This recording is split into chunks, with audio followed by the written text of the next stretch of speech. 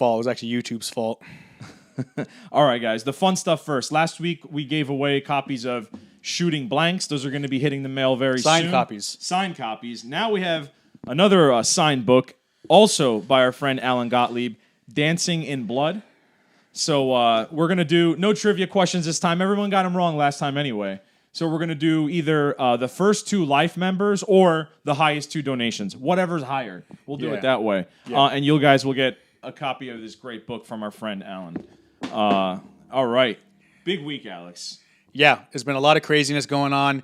More lawsuits filed by us. I can't speak on it because I'm actually one of the litigants in the case. You're party to it. I'm party to it. So I'll give a very brief synopsis. I mean, we've kind of covered most of it last week when we announced it on last Thursday. But you all know that Alexander's for years has been going to the State House since the Christie administration and asking questions at public events, asking questions of other officials. And during the COVID hearings, it got a little contentious when the questions were consistently about the Second Amendment. And on the 4th visit, he got surrounded by cops and kicked out by armed state troopers. I don't know how much of the details of the case. If you go to NJ2AS.org, you can see that in the news section, we posted an article that has every single document. It's out there for the public to see, nothing to hide, all out there in the open. It got filed on Wednesday. So the courts have it. We're waiting for a response. But like I said, Alexander's not going to do too much commenting on it because we don't want to jeopardize any of his efforts. But hopefully we can get to a favorable conclusion with that and make sure our voices are heard in Trenton. Like I said, I don't care if he's there and the governor doesn't want to answer him.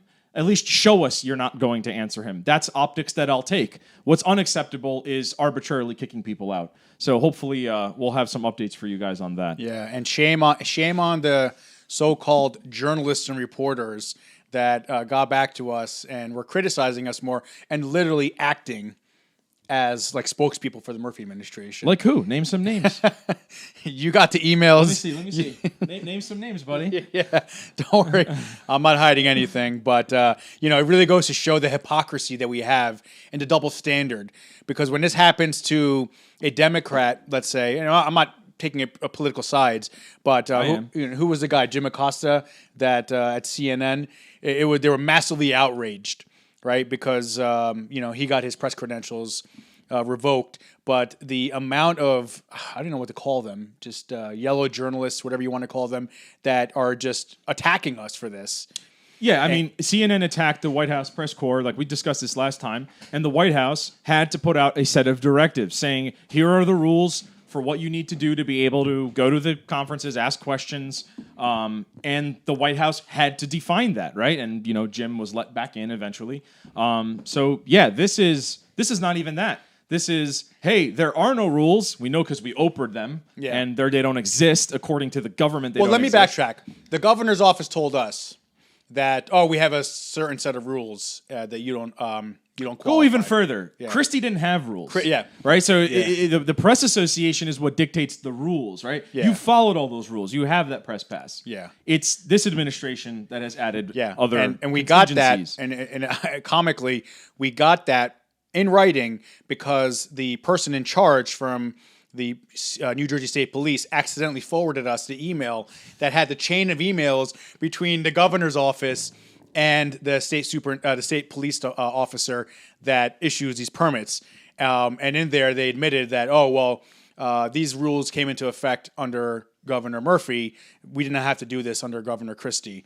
So when we Oprah'd... So you asked, what are the rules? So we asked... Through an official request. For those of you who know, Oprah request is open public record search. You can do a public record search to any government agency in New Jersey or federal government. In federal, it's called FOIA. New Jersey, it's called Oprah.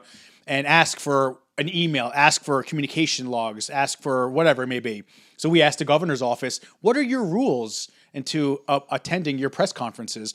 And they responded with, we don't have any formal written policy. It's just something we just, and I'm summarizing, but they basically said there's no formal written rules, but they still denied us anyway. Even though the state police was telling us that there were formal rules and we don't abide, we didn't satisfy them. I mean, it goes to show the absurdity and the double standard, because when you read into the case, you'll actually also find that there's other organizations that got press credentials. And the arguments they're making for us didn't apply for them, but it only applied for us. So they make it these special rules that they get to selectively choose who they want to give press credentials to and who they don't want to give press credentials to. And that really goes to show the absurdity. And I cannot wait till this goes to court. I can't wait to the governor's office and the state police and every other defendant that we put in there. The respondents, I'm sorry, because it's not criminal. This is a civil case. So, yeah, I mean, that's all I really kind of want to say about it. You guys can read the complaints that we filed. It's right there on our website, NJ2AS.org/news. And read the whole It's way more complex than this. It's way more complex than that. Our lawyer. Take 20 minutes, look at the documents. Look at the documents. It's all there because we're just giving you the 40,000 feet. And after pushing and trying to get coverage on this, the other news companies finally gave us some coverage, which, Dan, you can speak about because you had a very good communication, dialogue, I guess you would say. So this is an important dichotomy here, right? Because I've said this in other talks that we've had at meetings like 2 years ago. It's like people think that this is a dialogue, right? When you talk about people who are against, it's not a debate, right? It's just they hate you. That's what it boils down to, right? The governor doesn't care about you. He hates you. He doesn't care if you live or die, clearly by his legislation and regulation that he's imposed on us. The same goes, in my fair opinion, with journalism. I spent years chasing journalists, exposing them, and the first indicator is there's one outlet that covered this lawsuit. One. One, right? When a governor gets sued, you would think that would be, even if it's some, boring technicality, you'd think it'd warrant some news coverage. But no, there was even a lawsuit about like a turnpike or police union, suing for benefits, and there was more linking to that than there was this. But when it comes to press, there was a reporter, Terrence, and I was dialoguing with him online today. I offered him to come on the show today.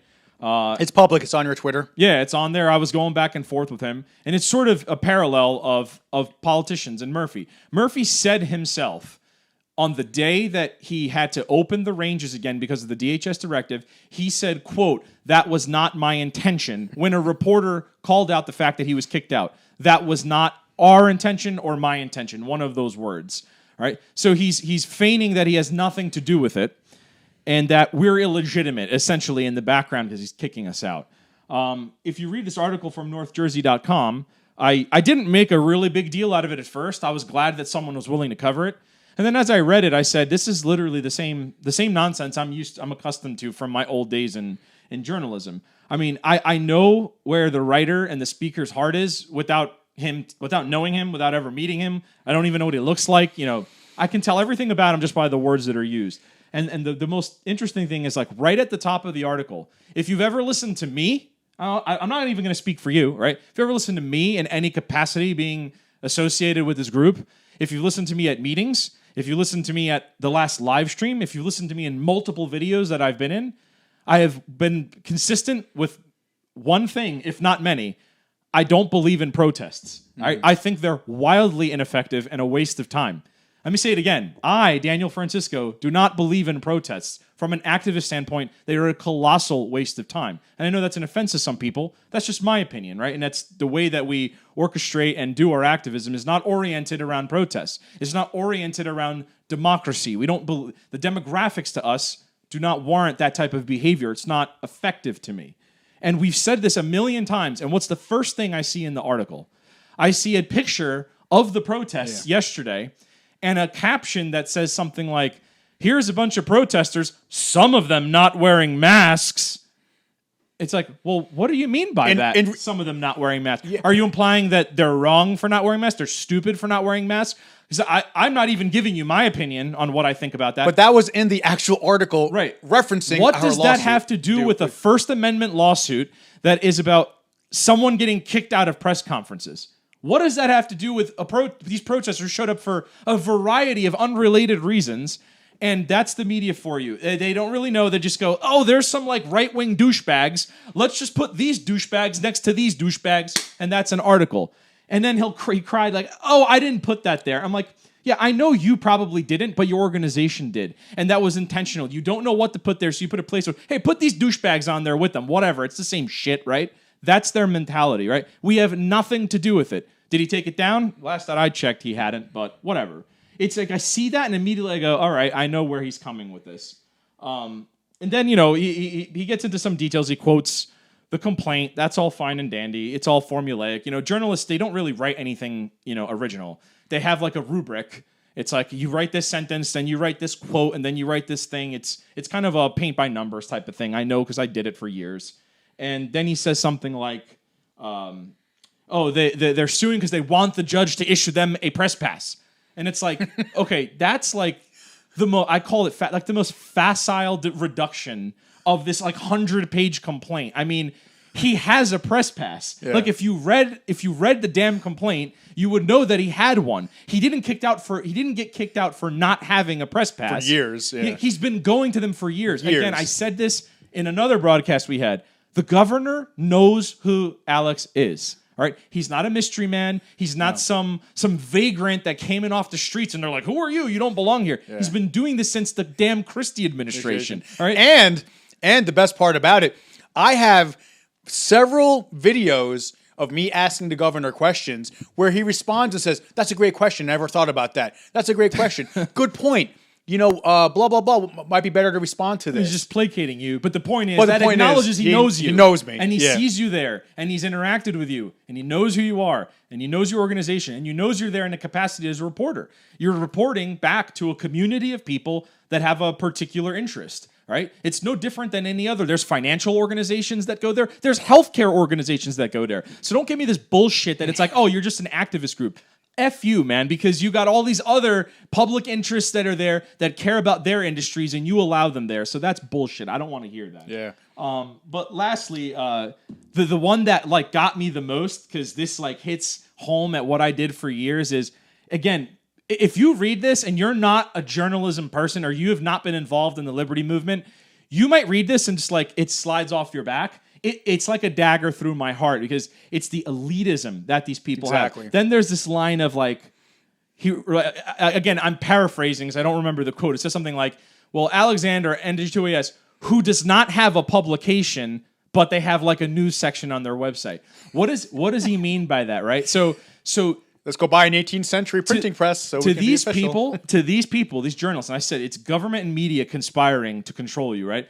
To them, you are not like journalism. This is the word I use talking to them. Journalism to them is it's not an action. It's not a verb. It's not a thing you do, right? That's what it should be. It's a thing you do. Journalism is done by people, right? People engage in asking questions, going undercover, trying to uncover information the public doesn't know to bring it to everyone's attention, right? To them, journalism is an identity. It's a thing you are, right? It's a label. It's, I'm a journalist, you're not, right? And why is he a journalist? Because he says, oh, they don't have a publication. What does publication mean? Daily, NorthJersey.com or APP or Star Ledger, any of these other douchebags in the media. Do you know what that means to them? We don't have a printing press printing ink on paper that no one is buying, right? No one is buying newspapers. Yeah. They have a website where they post columns. It's the same thing that he does, and everybody else that has a Facebook page or a blog or a Twitter account. Everyone is a reporter. You can go somewhere, see something, synthesize, and report it back to people. But no, unless you like work for a legacy organization that's on the verge of bankruptcy, which they all are. If you really look up who owns all these companies, there's like 5 of them. You see all these like little local papers. They're all owned by conglomerates now. There is no more independent town paper. They don't exist. They're insolvent. They're not profitable. So it's, again, that little sentence, they don't have a publication. What is the intent behind that, right? He's trying to delegitimize him. Exactly. It's a way of saying, well, you're not real, cutie. Sorry, baby. Like, oh, you don't have a publication like I do. Who the hell buys the Bergener? Except some 70-year-old geriatric is like ordering that to their house. Everyone is reading it online. If you were to eliminate the websites of all of these publications and take away their ad clicks, they'd be bankrupt. So don't give me that higher. That's why I got so emotional. It's like on one hand, I'm like, okay. I don't hate the guy. Like, I know this is their character. I know the media like the back of my hand. I've been studying them for years. They're statists. They support the status quo. And moreover, it's not just that they hate guns. It's not that, because it's not about guns. It's about they view themselves as being they have access to people and you don't, and they're not going to jeopardize that, right? Even I mean, the mere fact that this governor believes he gets to cherry pick who he grants access to his press credentials. People right? like that. That within itself is just a breeding ground for corruption, a breeding ground for unbiased, subjective journalism, right? Because he can just say, I like you, you're going to ask the questions that I want you to ask, therefore I'll allow you access or not. And sure enough, like what happened? We started showing up over the past couple of years, and there was never an issue. There was always a really good dialogue between the governor and the administration and I. Right. But the last couple times we went, he couldn't stand the fact. He made a couple personal attacks towards me. He kind of insulted us a little bit. Oh, the anger, like the temperature escalated until it got to the third one, the fever pitch. And then it's, hey, I already said you can't have guns. Then we'll bring our guns out. Yeah. They didn't point it at him. I'm not implying that. But the underlying threat is there. They're using the threat of force. Do you think he could go to a state trooper who tells him, hey, you need to leave? And he can go, no, thank you. I'll stay here. What's going to happen if he says no? Get on the ground. We're going to cuff you. That's the next thing. So then they play again. It's funny. They have a monopoly of force. They have a monopoly of tyranny, and then they play off like the victim. Like when the female reporter called him out and said, "You kicked him out," and then he said sheepishly, "Oh, that was not my intention. Oh, that was not my intention." Yeah. Bullshit. You knew exactly what you were doing. And then look. I mean, just look at the Bill of Rights. And the Second Amendment, there's no Second Amendment in New Jersey. You need a permit and permission for everything. And as we all know, we're experiencing firsthand, they have the ability to turn that off at a flick of a switch. They legitimately have the ability to turn that off at a flick of a switch. And what are they doing now with the First Amendment? You don't have the right to the freedom of press anymore. You have to ask permission from the government. You have to get a special permit from the government. So everything for them is about creating permits and creating this like bureaucracy where you have to go through that. Luckily for us, and thanks to NJ2AS and the supporters, we have the resources to fight this. But think about that independent journalist or any journalist in that matter that might not have those resources, might not have the legal team that we have, might not have the money that we have, right, or the clout. And we only have it because of you. And we only have it because of you. And that's exactly. If we didn't have our community, right, we'd be like I feel bad. You know, I was talking to somebody today, a member, and they were telling me about what is it? The Red Lion? What is the barrack? The state barrack? Yeah, there's a bunch of barracks. Yeah, the Red Lion. There's a bunch of barracks. And like with the municipal departments, I can give you some advice. Like we talked about it last week on how to get around that, right? Like I try to help people in my town. Our police department's great, for the most part, but there's a lot of departments that aren't so great. And I can at least give you positive steps you can take to get your permit. With the state police, our options are a little more limited. I mean, you can call them. It's almost impossible to get through. You heard our recordings where the phone rang 200 times. But short of that, you can sue them. Right? So if you're an individual, you get crushed by the power of the state. Yeah. You have no ability to fight back. And it could be any interest group, right? It doesn't have to be guns. It could be anything else. But the point is, the government and the media, they have power. They have narrative. They have control. And they don't like it being tested, right? They want that monopoly for themselves. And you can see it in the tone, of that article. You can see it in the behavior of our government. And fortunately, we have you guys behind us so that, Alexander can be involved in that fight and try to make things better for us. But in other news, we'll get to your questions, by the way. We're not ignoring them. Well, listen, most importantly, I wanted to say hello to my two biggest fans, my nephews, Logan and Lucas. What's up, guys? What's up, Logan? What's up, Lucas? I'm glad I had a potty mouth for the last 10 minutes. I was just going to say something. If my sister-in-law calls me up and says, who's this guy cursing? Sorry, guys, it's bedtime. See you later. Yeah. So I don't know, I see them chatting. I think that's Amy Rubian. But my sister-in-law just texted me. She said, it's Logan. Logan, hello. I miss you. It's actually really unfortunate because Logan did his first shooting competition right before this pandemic started happening and they shut down all the gun ranges. So I was really proud of my my nephew and like 8 years old, just going there shooting the bowling pins off the table with a bunch of competitors. And in his class, he got first place. But there was only one person in his class. So, it was a big accomplishment for him. But anyway. That's cool, man, because I didn't have that growing up. Yeah, it's a real good bonding experience. Logan, if you want to talk about how much fun you had in the comments, It was cool. All the guys there, all the women there were really impressed with his demeanor, his maturity, his firearm safety knowledge, and so forth. So, yep, that's definitely you, Logan, chatting because Mom said it is not her. So you should. Anyway, but yeah, I just wanted to give a shout out because it's cool to see them on here learning about these things. They're learning about gun safety. They're 8 and 12 years old.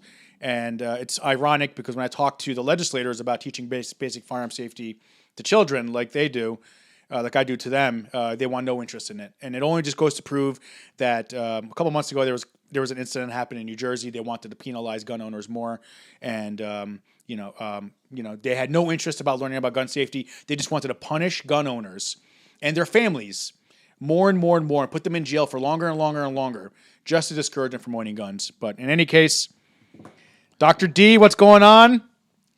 I miss you. I need an adjustment so badly, so I can't wait till you reopen. What are we talking about? What kind of doctor is this? Dr. DeBernardis, he's a great guy. He's a big supporter of NJ2AS. I want to give him a shout out. Anybody needs a good chiropractor, check out Dr. DeBernardis, Central Jersey Spine and Wellness Center, I believe it's called. Post your info on the comments, Dr. D, and we'll give you guys a shout out. All right, so we covered the prize. We covered the main stuff, lawsuit, media. I'm done with that rant for now. The other news item before we just start interacting was the NYSPR case being moot. And it looks like we have like 10, 12 other docs put in front of SCOTUS right now, Alex. Tom, I Tom, I agree with you. Tom S. just commented. So last week we actually talked about the SCOTUS case, the United States Supreme Court case, the New York State Rifle and Pistol Association about transporting firearms, the big hush-hush. The big, conversation was about is SCOTUS going to come down with some massive ruling and protect all gun owners and say you have to apply strict scrutiny and you cannot do these things and yada, yada, yada, yada. And all the lawyers were fluffing us up. And this is why I hate lawyers. I love lawyers, but I hate lawyers at the same time. And ironically, you talked about this in like 7-8 years ago, one of our meetings, when we were all like, sitting there waiting for the Drake case to get its ruling. The one in Tom's River? Whatever it was, I forgot. It was at like a VFW or something? And it was at a VFW. That. And everybody's sitting around. And we wasted another 1 or 2 years, however long it took for Drake to get ruled on. And then what happened? It just got dismissed, or I think they gave him the permit. They gave some other people permits. And then all of us got screwed. But what ultimately happening is none of us did activism. None of us went out there and fought for our rights. None of us challenged the system.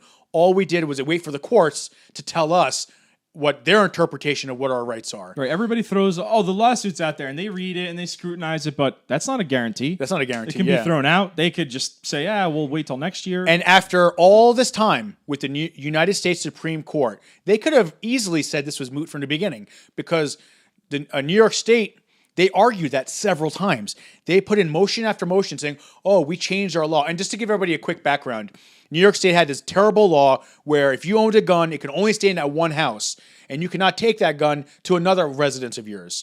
So that got challenged and, ended up going up to the United States Supreme Court. Before it got to the Supreme Court, like within months, New York State changed their law and then went back to the United States Supreme Court and said, let's not listen to this ruling anymore or this case anymore. We changed the rules. And they put in tons of motions to get the thing dismissed because it was moot. And I don't know why, but the United States Supreme Court still took it up. They heard the case.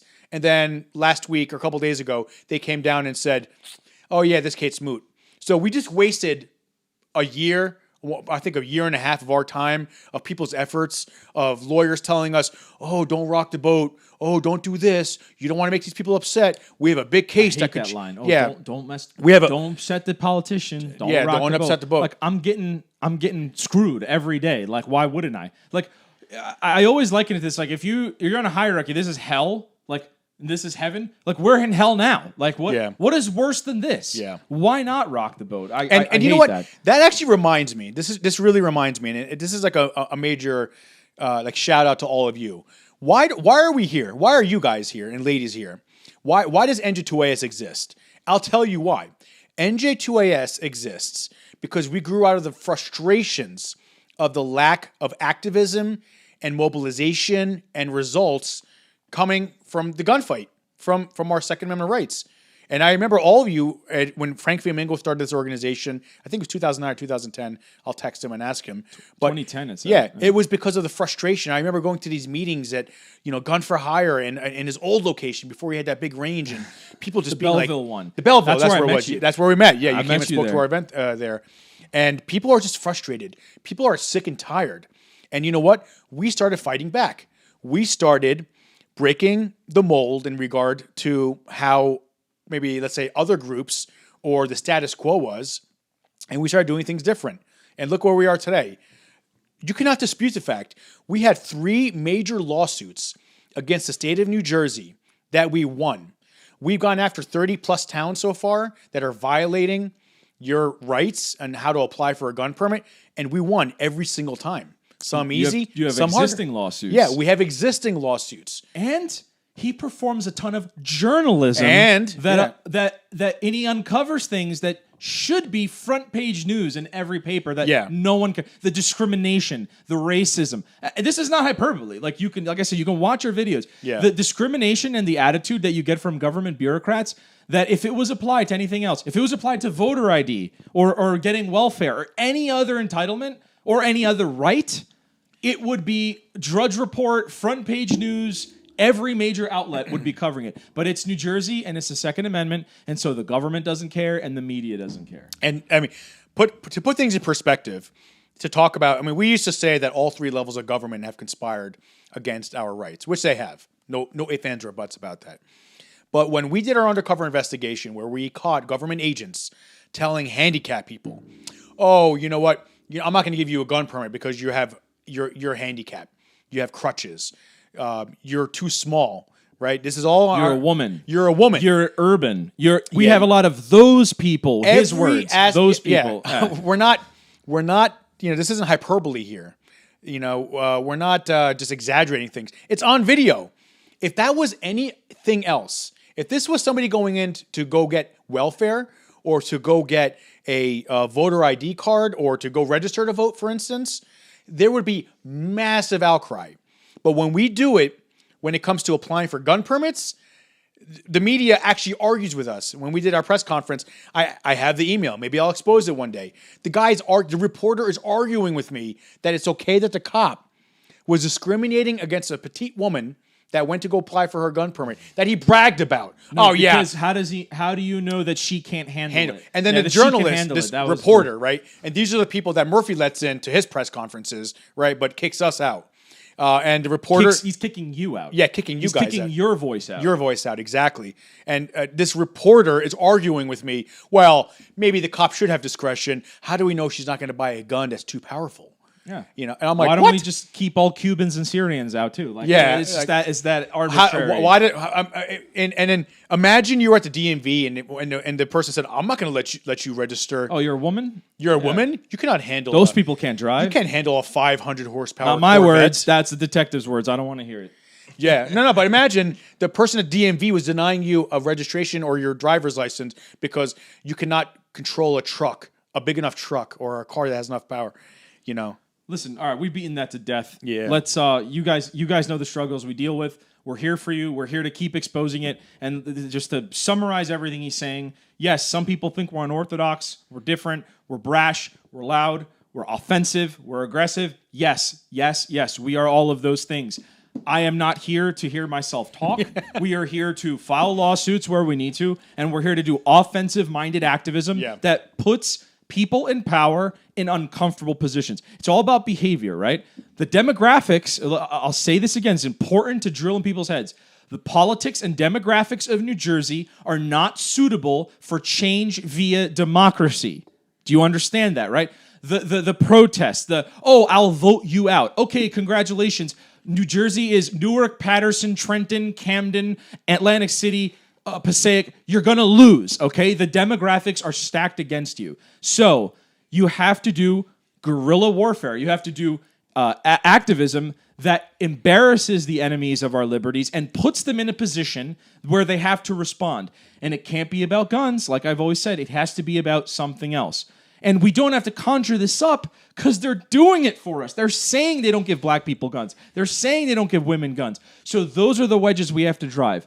If again, if the philosophy is you want to go protest, and this is going specifically to NorthJersey.com, we don't do protests. That's not what I believe in, okay? So we're here for activism, lawsuits, and offensive-minded guerrilla warfare. And reporting the news and getting this information to you. Yes, because, getting the word back to our, because we're not reporters. yeah, and if maybe How else would you know that there were 10,000 backlogged applications? yeah. There's only one group that's actually calling the government and documenting it and showing you and showing the public what's really happening, right? Because I feel bad for our supporters. It hurts me inside when people talk to me. Like Rob, who I was speaking to earlier today on email. By the way, your email was blocked when I sent it back to you, so I responded, but it didn't go through for some reason. But I feel bad I feel good when people give me a situation and I know, okay, I can tell him or her, try this, this, and this, and then talk to me next week and let me know how it goes. Makes me feel good that at least there's something I can do. When someone tells me something and I go, I know there's literally nothing you can do. The only thing you can do is sue the government. That is literally your only recourse. And that's because we're in a situation we shouldn't be in to begin with. There's way too much power concentrated in the hands of government and police and legislators. And that's why it has to change. Yeah. When it comes to permitting, that's what I'm referring to. CD, just go to our YouTube channel, scroll back to some of the older videos from, I think, 2015, 2016.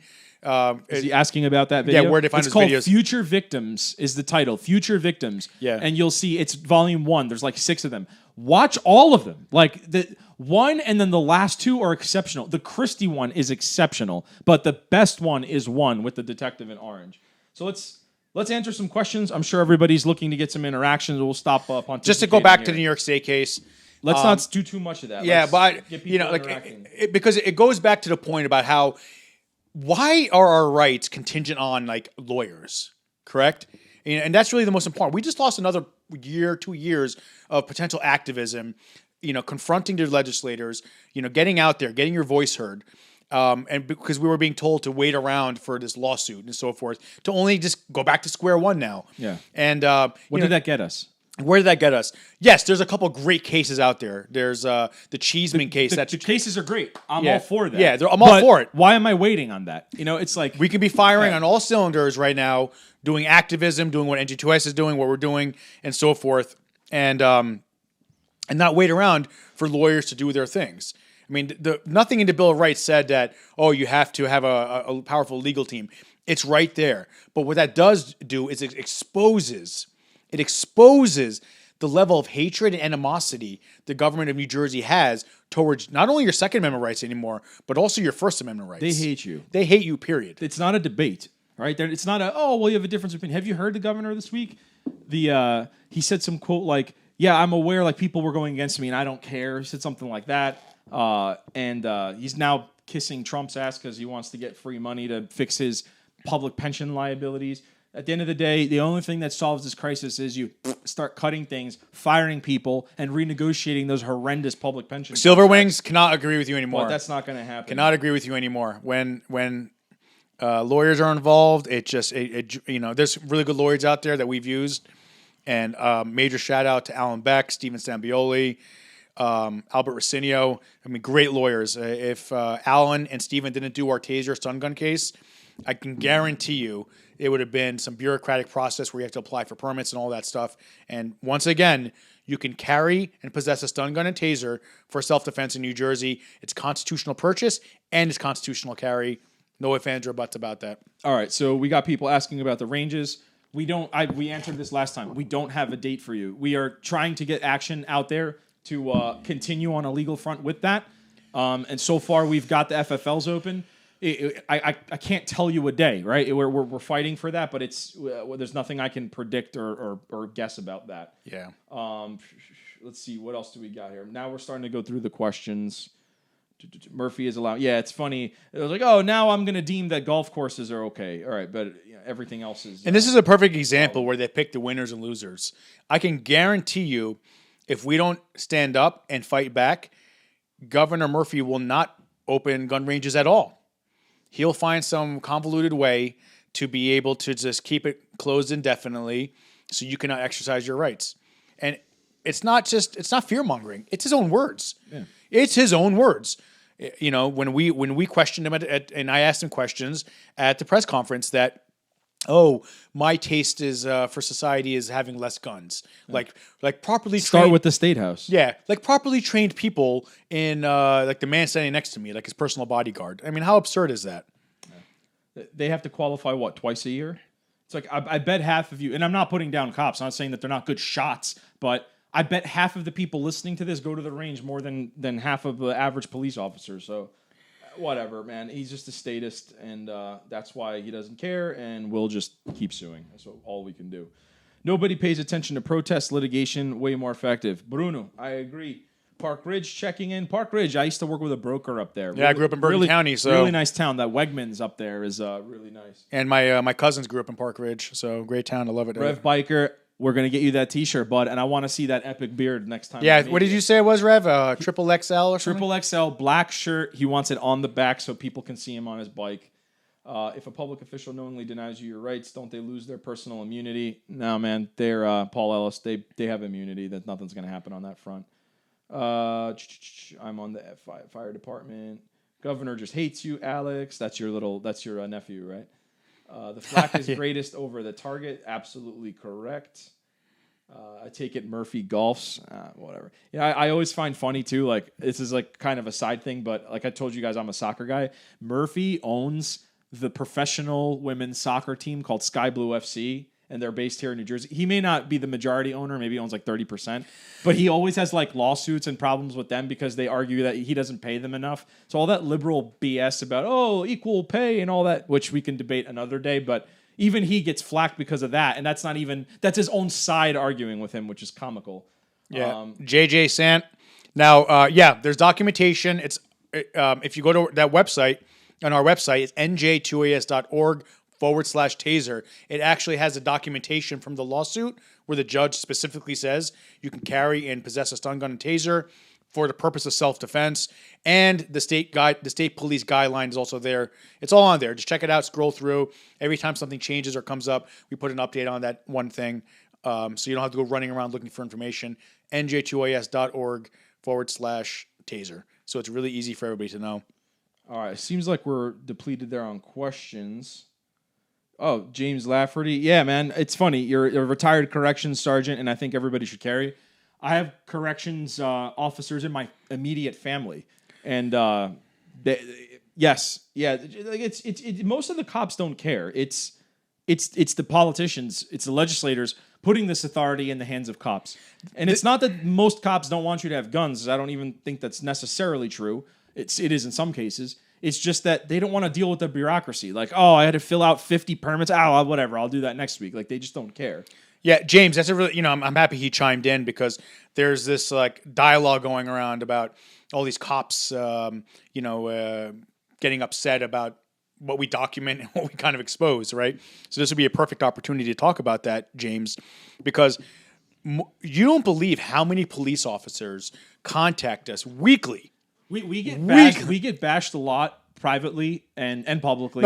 Saying that like we're anti-cop, and it's like the journalist covering our lawsuit. That's a facile way of looking at it, right? Like you have to be objective. Like there is partial blame in some instances on police departments and the state police. There is. It's an objective statement.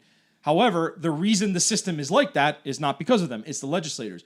But one of the biggest communities that are members and come to us telling us stories that they can't get an FID, like I'm not even talking about a carry permit, they can't get a purchase permit for a pistol, is our cops. They come to him all the time. Yeah. It's unconscionable. And even the cops are having problems, so they come to us. So cops are denying cops. Yeah. Perfect example, there was one police officer, he wanted to get his concealed carry permit. Whatever process you guys had to go through, and he said that his chief denied his application because he only served 18 years on the force, where the police chief believed you have to serve a minimum 25 to be worthy enough of getting your concealed carry permit in the state of New Jersey. So he was looking to us for help, where there's really nothing much we can do, and quite frankly, we are fighting to get everybody their ability to get a concealed carry permit, not just specific certain groups of individuals. So the argument and the fight has to be for everybody reaping the benefit of it, not just a single individual. So, Yeah, I mean, that was like an absurd thing that some police chief wanted this cop to do. You know, he had to serve 25 years. He only served 18 to give him it. But the point there, the biggest point there was the fact that, you know, there's so many government agents and police officers that come to us like closet gun rights supporters. And they agree with us. Oh, the process is this, and the whole system is this, you know. And then you have the vocal people that are, oh, you just hate, you know, government, and you hate this, and That's you a hate, simplistic way. Yeah, it's a reductionist way to look at it. It's beyond. Yeah, it's beyond. But the problem is that when we ask you, as law enforcement, as prosecutors, as government agents, to come forward and be vocal and public about your position, nobody wants to do it. You're all scared. But every time I go to some meeting, it's all these politicians surrounded by cops and police chiefs and sheriffs that are proudly, you know, boasting about their support for these certain groups and for more gun control and blah blah blah blah blah. I wonder how many would do those appearances at those debates, like Loretta Weinberg. If they're like, okay, well, then she goes, yeah, we need a security detail. Yeah, sure, we'll give you 5 state troopers, but they'll all be they'll have batons with them. She'd be like, what? I'm not doing it. No, F that. Of course she wouldn't do it. But it's a monopoly of force. They love gun. They don't hate guns. They love guns in the hands of the state, in the hands of the government. They want a monopoly of force. That's their mantra. But by being silent and being shy and a closet gun rights supporter, you're part of the problem. I'm sorry to say it, but you're part of the problem. You have to be vocal, and that's why. Who was the guy that just chimed in? Was it James? James Ciano just said, I'm a retired SPCA humane law enforcement officer. The state police granted a retired carry permit for him, and then the AG's office overturned it. This AG, man, he's something else. It is unreal. Yeah. I mean, so anyway, going back to the point, you guys got to be vocal about this. You have to, you know, stand up for our Second Amendment rights, because if you don't do it and you're enforcing these bad laws, trust me, you know, you're part of the problem. So either you can support us and be vocal about it and say, I don't support these laws, because when they pass these laws, there's all these, you know, government agents coming down to Trenton to testify in support of it. But when it comes to our side, you guys are too scared, or these individuals are too scared to talk up and be vocal about their resistance against it. Right. All right. So I marked here on the chat where I stand. There's let's take care of some. I put out a thread on Twitter for people to pre-ask questions that weren't going to be able to listen. So I want to make sure that I get to them. And we have a great follower online, Rob, that runs at 2A updates. He's Rob, always. How do you get our? He tweets the stuff before we put it out. We even put it out. I don't. We don't care. The more the merrier. No, I understand. Awesome. I just think it's hilarious. I'll post an article, and like within minutes, Rob is out there sharing it and putting quotes and screenshots. So I think it's awesome. Let's answer some questions of his. Anyway, yeah. So his first question was, has there been any update to the status of Jersey City's extra FID forms? Maybe explain the lawsuit and explain the result. Yeah, so there is an update. We've had some things going on with that. I don't want to be too public about everything about Jersey City just yet, but once again, this goes to show the corrupt system. Jersey City was sued, I think it was 2014 or 2013, over additional requirements that they had. And they got sued and they lost. And the judge specifically said, you cannot do these things. So we went in, once again, undercover, documenting the process. And, going back watching these videos. But you're not a reporter. I'm not a reporter, right? You don't have a publication, Alexander. Yeah, I'm sorry. Yeah, I'm going to go buy a printing press. Yeah. If anybody has like an 18th, 19th century old school lose printing a few press, $1 million printing obsolete paper, and then we'll consider you a reporter. Best part, I forgot to actually interrupt you. As we have a press list, so as we were sending the press our press release to the people on our press list, I was chuckling at how many of these reporters are furloughed and fired. They don't have jobs anymore. It's not profitable. Like it's just not profitable. Anyone that knows media, like it's very lean. Like unless you're in cable news, like they don't make money. Like it's not the world it was 30 years ago. But you know what news organization is growing tremendously, like year over year? NJ2AS News. Shocking. Yeah, shockingly. 2015, I think we were getting around like 60, 70. And we don't print newsletters. We don't, yeah. Shocking. So there was, I forgot the numbers, but it went from like 25,000 in 2015 to now it's like over 2.5 million viewers, readers a year visit our website. And as you guys, many of you know, our website server has crashed several times. It's been attempted to be hacked and so forth. But when you got kicked out of the State House, we got massive attacks on our server. DDoS, the brute force, like they were trying. Somebody out there were trying to get into our system, which they did not. So we were happy about that. But our viewership and our readership skyrocketed over the years because we're the only ones being unbiased, objective, and honest reporting and balls and getting courage, getting in people's face. That's the nephew. Yeah, the nephew. Yeah, you gotta make this PG, man. So, to talk about how many times I've actually had an article corrected from another publication because they talked about a standard modern sporting rifle as a full auto assault rifle that the military used, and it's like they don't know, man. Buddy, you are completely wrong on this. And that really, and I'm not trying to be, some of them just make ignorant mistakes, and some of them are just like, you can just tell they want to do nothing but demonize firearm owners and so forth. But, that's why we exist. We're not furloughing anybody. If anything, we're growing. You can't furlough anyone when they're not getting paid. Yeah, well, you know what I mean? Like, a lot of you guys are coming on board. We're growing, we're expanding, and I want to keep that, taking it to the next level, maybe even to some big national publication. Yeah, we're having preliminary discussions about potentially widening the scope, whether in product or geography. We're not sure, but that's a conversation. Yeah, that's for a private another conversation. Day. Let's get one more question from Rob. Great guy. So you got your answer on Jersey City. I'm sorry, my ADHD was kicking in. So with Jersey City, they went to court. They lost. We went in for the past 2 years, 2018-19, going in, recording, and surprise, surprise, they are defying the judge's orders. They actually went and started just reissuing the same additional requirements. So we went in, we wrote a letter to the Hudson County Prosecutor's Office, and we got a comical response from them. It was ridiculous. I mean, it's such a joke that we actually think that these people are prosecutors, because if this was any other issue, they'd be cracking down, arresting people, charging people. Because it's Second Amendment, it's okay. It's all part of the same cabal, man. They're not going to screw each other over. They're all friends. We have a couple of things in the works with that. That'll come out sometime soon. I can guarantee you that. So stay tuned. We are still looking at the issues with Jersey City. What was the other question? The other one is, can you discuss, I know you can, the release of the investigation guide attachments from our lawsuit with the New Jersey State Police? Yeah, it's already. And Rob, explain what that is for those, because there's a lot of new members. Yeah, so for those of you who don't know, I mean, this is the lawsuit. This is showing you how much we've done, right? Like, pound for pound, dollar for dollar, for our size and scope, the amount of results that we get is unbelievable. And I like being an evangelist of this organization because I have something to sell. And we forget about accomplishments. This is yet another one. So please explain that for the new people. This is actually pretty funny because it reminds me of what Governor Murphy's doing right now with his top secret rules for press access. So many of you probably don't know, there was a top secret investigative manual for how the firearms department in the police and the state police are supposed to conduct background checks and what they cannot and cannot do.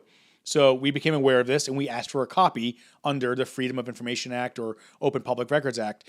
And the state police turned around and said, no, we're not giving it to you. So we had to sue them in court, and it took 5 years, for the first part of the manual to get released to us. And then we found out there were other parts of the manual which they didn't divulge. Then we sued again. It was redacted. It was redacted, and they didn't whatever. So we got a majority of the manual. They redacted certain parts, but we wanted the full thing, attachments, you name it. So it took another 3 years in court. The state played every dirty trick they possibly could to try to delay and delay and delay. And then we appealed and appealed and appealed. Went back to the lower courts with guidance from the higher court saying, no, you got to provide them this information. So ultimately, we got a majority of all of the investigative manual and information. There's certain parts they redacted, which has like internal investigative stuff, which the judge said, yeah, you probably shouldn't be getting access to that, or you should not be getting access to that. So the first time we won our lawsuit under New Jersey's Freedom of Information Act law, you get reimbursed if you win. So the first time we got paid we have a big check right there, $102,000. It's proudly sitting over the computer system the terminal where Alexander edits all of our stuff. It's a good 5 foot wide, 3 feet high kind of check. Which all of it, every penny, goes back to fighting for us. But no, it goes back to the lawyers. No, I'm actually, I wish. So lawyers, man, you need them, you hate them, but you love them. This is what it is. So the state was even more stubborn, and they fought again, and we appealed, and we won again, and we ended up getting the entire case to rule in our favor, except for certain parts that was redacted. It was like internal investigative stuff into police departments. But now we have the guidebook. We have the rules of what they can and cannot do. And surprise, surprise, they can't call and harass your employer. They can't come to your home and do a home inspection or check your residence in your home. Right, understand the magnitude of this, right? Before FARS, before this, your municipal police departments could just make something up and say, oh, we're looking at your employer. Oh, some other department hasn't answered. Oh, you didn't give us the 17 references and the notarized form. Before they could pull all this wool over your eyes, and what could you do? You just assume that they're telling the truth, right? It's not a fair game if we don't know the rules, right? And before that, There were no rules. It was all secret. So now it's public. Now, when your police department starts telling you, oh, we didn't get your blood sample that we needed to prove that you're fit for a gun, you can go, hey, I have the rules right here. There's nothing that says anything about a blood sample. You're lying. I'm going to sue you, right? You have something to stand on now. Again, activism, legal on the legal front that we wouldn't have if we hadn't gone to that length. Yeah, and that's why it was so important for us to get that guidebook so we know the rules, we know what they can and cannot do. We got it. I think people are asking.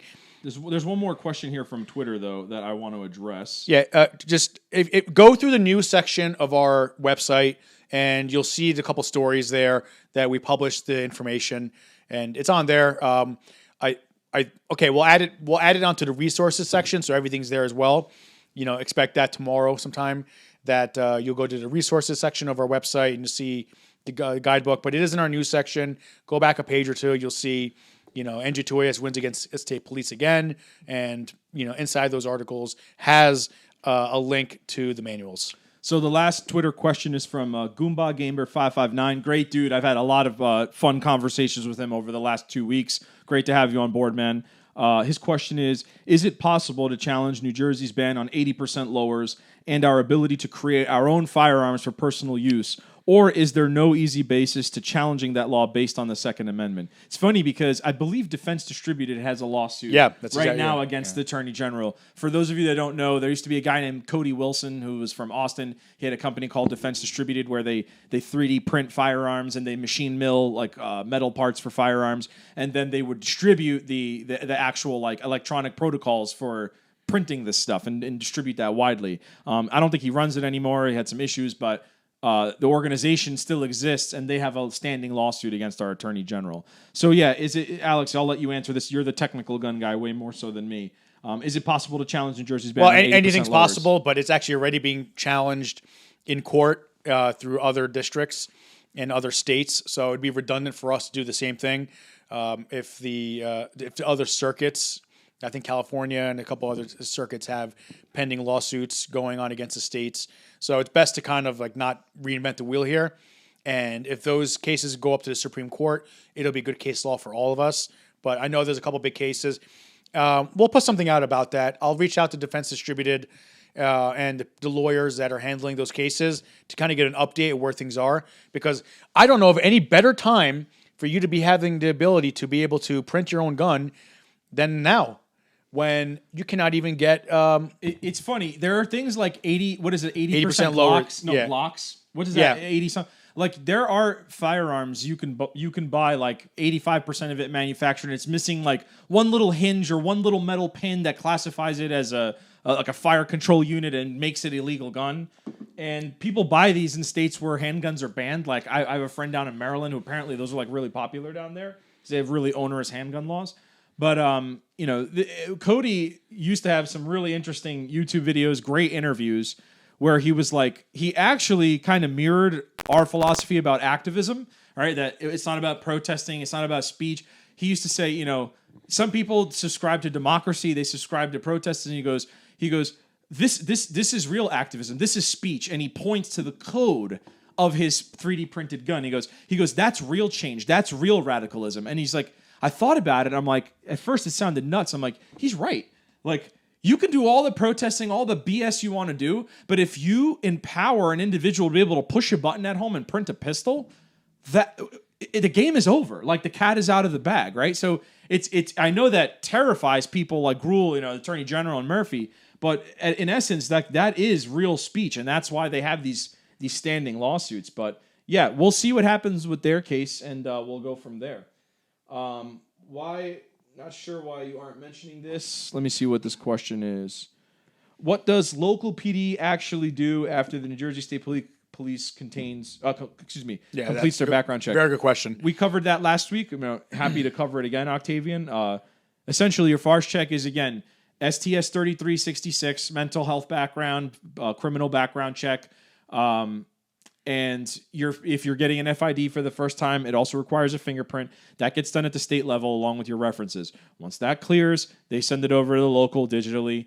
Your local is okay. There's no set rule. Okay, the local department theoretically can just get that and go okay and sign it and give it to you. There's no. They do have guidelines of what they are supposed to do. These are the guidelines that we were referring to earlier, and they change like periodically. I don't know if it's every year or every 2 years, but they may call an employer. They may call a reference. They may ask for your residential history. They may ask for, I don't know, a plethora of things. Some of them legal, some of them not. So to answer your question, I don't know, because every detective and every department is different. Largely, the things they're doing are duplicative because the states already ran your criminal background check, your domestic violence check, your mental health care check. All of that stuff is done. And anything the municipal police asks of you beyond that is illegal, right? The only thing they can ask of you is a photo ID to corroborate who you are. So when you ask me, what is it they're doing? I don't know. They may break the law 17 ways. I don't know. They may ask you for a blood test, like I was joking before. The point is, there's nothing else they're supposed to do in terms of asking you for stuff. All they're doing is investigating you. And that can mean calling a department where you used to live. That can mean calling your employer to make sure you work there. I mean, all of those things, I can't account for. But largely, once that gets in their hands, it shouldn't be a terrible amount of time. How long does it take to push a button to run a background check? Again, look through your crime history and make a phone call or two. It's not really an immense amount of time. So I hope that answers your question. I know it's kind of a non-answer, but it's the truth. It's different depending on the and I think it's redundant. What we were told. And also remember, the FAR system came into play when we exposed the corruption going on at the local police departments. That goes back to Governor Christie with his executive orders, Executive Order 180 exactly. And maybe we'll have a session. Maybe we'll do a live stream on that sometime, where he literally takes 80% of he takes his executive order, and 80% of it's about our activism and undercover videos and what we exposed. But what we were told and what we were assured was that they were going to create an online system so that we would not have to go through that anymore. And all they're supposed to do is the state police was supposed to blindly provide these background checks, and then they kick it back down to the local police department saying, "Hey, this guy's clear. Print his card. Give him, have him or her come in to do the fingerprint on the card and have a great day." But there are police departments that don't abide by it, because my local police departments, the towns that I've lived in, I always seem to get stuck in a good town. I don't know why. I never get stuck in a bad town. I'm in a great town now. Yeah. I've been in bad towns where... Yeah, I know you have. It's funny. You can go to some of the really rich towns where you'd think they'd be like a little more sympathetic, and they're sometimes the worst. Yeah. But town's great. Yeah, so they call me up and just say, "Hey, yeah, the background check came from the state police, waiting for the chief to sign it." Nothing about anything extra that we have to do an investigation now and so forth. I know of local police departments that personally know applicants, and they've harassed them over things. Well, I know for a fact that you did this one time and blah, blah, blah. But the person doesn't have a criminal record. Right. And it's just it's like a personal thing. It's a personal thing. Yeah. Oh, you were at Once that. I got called to your house because there was a drunk guy at a barbecue. Yeah, exactly. Okay, but I didn't commit a crime. There was no. It's little things like that, again, like we were saying, we can't account for, but they may do. Let's get to some more questions here. So, Red Oak, have you had any issues with the ATF? We're not an FFL, so, I mean, we don't really have a reason to interact with them, so I guess the answer is no. What about assault weapons ban? I hate it most because it becomes a pain in the ass, and you need a lawyer to figure out what is allowed. Yeah, I mean, What was the question? he's basically saying, are we doing something about not the assault weapons ban, but the characteristics of There's weapons that ban certain weapons? There's already cases in court before the United States Supreme Court now. And let me just kind of clarify the way it works. I'm sure some of you already know it. On tomorrow, Super Friday, there's over 10 cases. I think it's 10 or more cases. I'm excited. I hope you guys are tuning in tomorrow because Supreme Court is going to be full of action right now. Well, So what is called, it's going to be Super Friday for gun rights. And they have 10 pending cases that they're going to review and look at and say, hey, this is a good case. We should take this up. And then when they do that, they provide it's called, being issued cert. And that means that they're going to take the case and they're going to hear this case before the United States Supreme Court. If they take any of the New Jersey concealed carry case ones, meaning they're challenging having to show a need, justifiable need to get a permit, that would be very good for us. It'd be a good opportunity. It'd be the first time it ever happened. And then there's others. And let's stop there. There may be an unintended consequence that's also good, right? Kind of, this is going to, if they pick up Rutgers or the New Jersey or the Maryland case, they may do preemptively what New York City did, right? Yeah. So ultimately, people like Murphy and Gruhl don't want this to go to court because the threat of the Supreme Court overturning it is going to be way more devastating than if the state on their own says, whoa, before you do that, we'll make this moot we'll give you carry, but you need to submit to a blood test and a drug test and this, that, and it's I a need $500 $1,000. fee. And they'll make all these hoops. You have to go through the police academy, like some obnoxious string of obstacles, and they'd much rather have that than have SCOTUS go, hey, knock it off. You're going to give you're going to give shall issue across the board at an affordable price. It's very funny you say that because when Washington, D.C. had their concealed carry overturned, their restrictive concealed carry laws overturned, I have the video. It's somewhere on one of my computers. I have the video at the press conference where the district attorney, which is I guess is the head guy, the AG equivalent of the District of Columbia, Washington, D.C., coming out in a press conference saying, let me backtrack. So Washington, D.C. had a similar law about concealed carry like New Jersey does, and they lost in court. And they said you don't have to show a need to apply for a gun permit for concealed carry. So then they had a big press conference saying we're going to have to start issuing permits now. And at the press conference, the head attorney of the district said, "Oh, New Jersey, Maryland, and California were all calling me, begging to not appeal this to the United States Supreme Court." So literally, New Jersey, Maryland, and California, no, they don't want these cases to go before the United States Supreme Court where they can overturn them and say you don't have to show a need and a reason to apply for a concealed carry permit. That demonstrates perfectly how they know their laws will never be upheld by the United States Supreme Court. The scrutiny of federal court. So I hope that on Monday, tomorrow's going to be Super Friday for gun rights at the United States Supreme Court. They're going to listen to 10 or more cases on Second Amendment issues dealing with concealed carry, dealing with evil features on a rifle. I'm not going to call it an assault rifle because that's a made-up term. And other gun rights issues, Second Amendment issues. And Monday we'll find out. I think it's at 9:30 in the morning.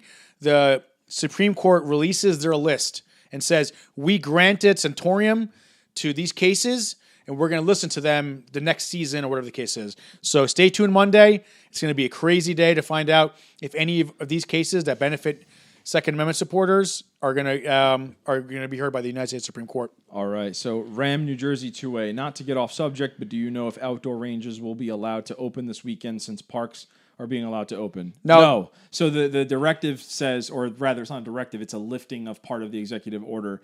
It's golf courses and county and state parks. I don't even know if it includes municipal parks. I just remember it said county and state parks.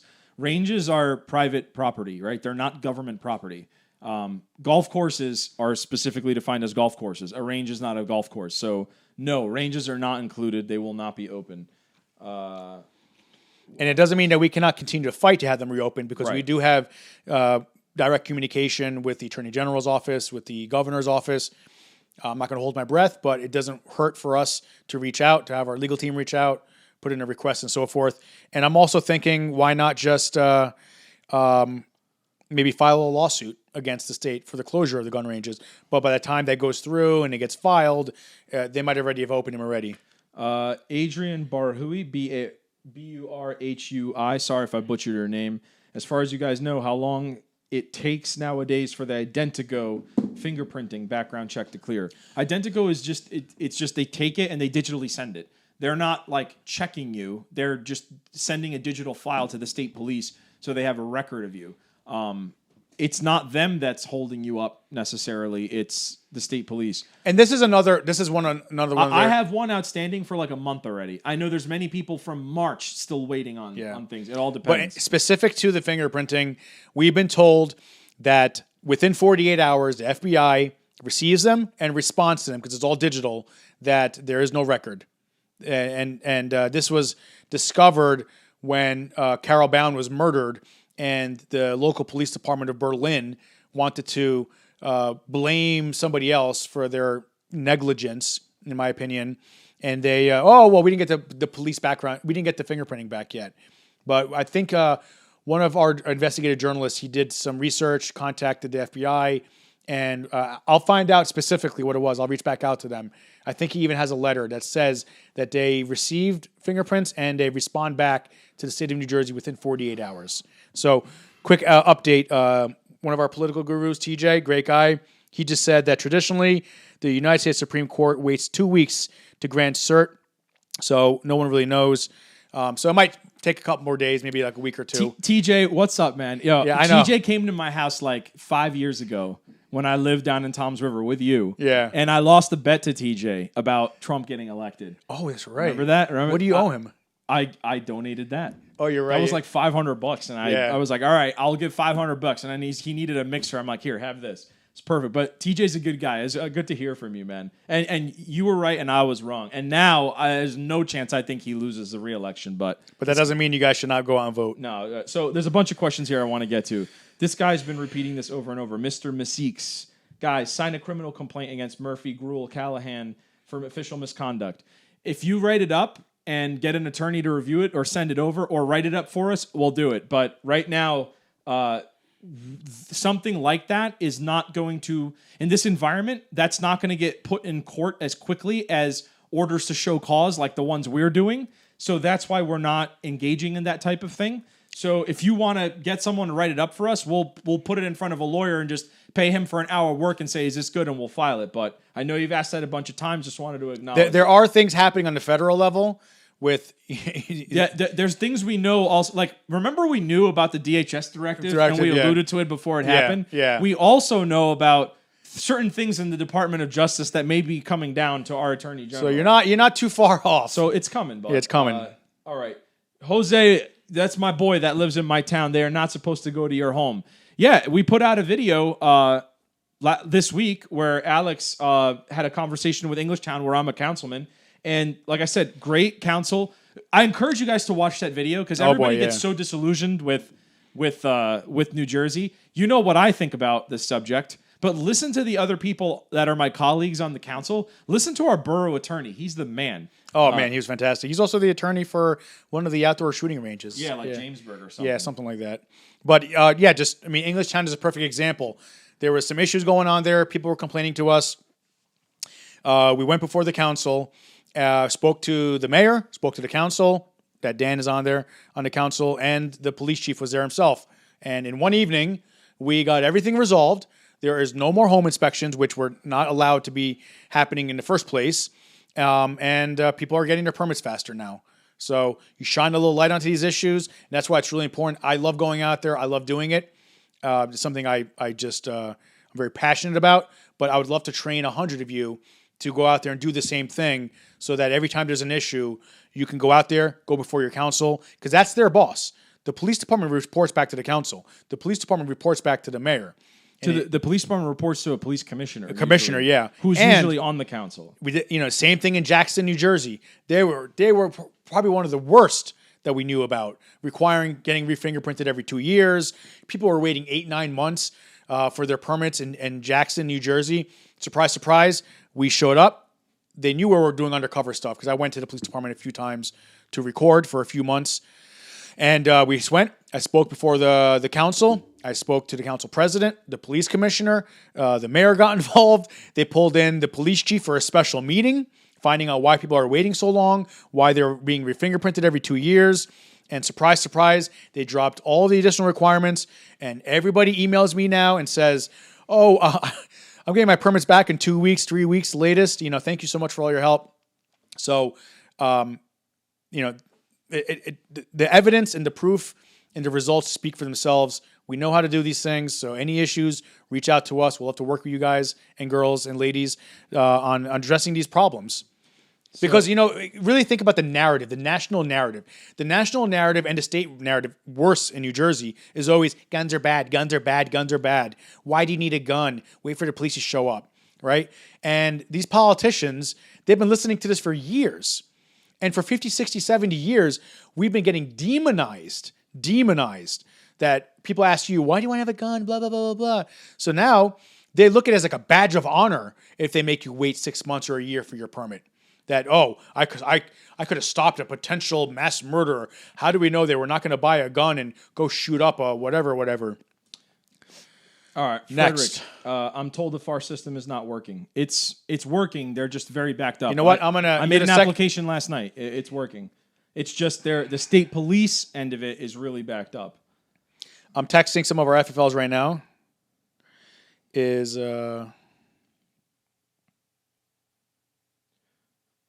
We did the identical question.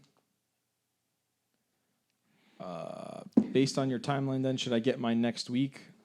No way to tell, man. It depends on your local. Follow up with your local, like we said last week. Well, what town is it? Yeah, Mark Mendoza. Tell us the town. County, Bergen. What if they don't follow any of the laws? Yeah, abide by federal 2A law. Keep calm. Let me just remind everybody, guys, we can't thank you enough for all your support you've been sending out. We got 2 books here for the highest donors for tonight.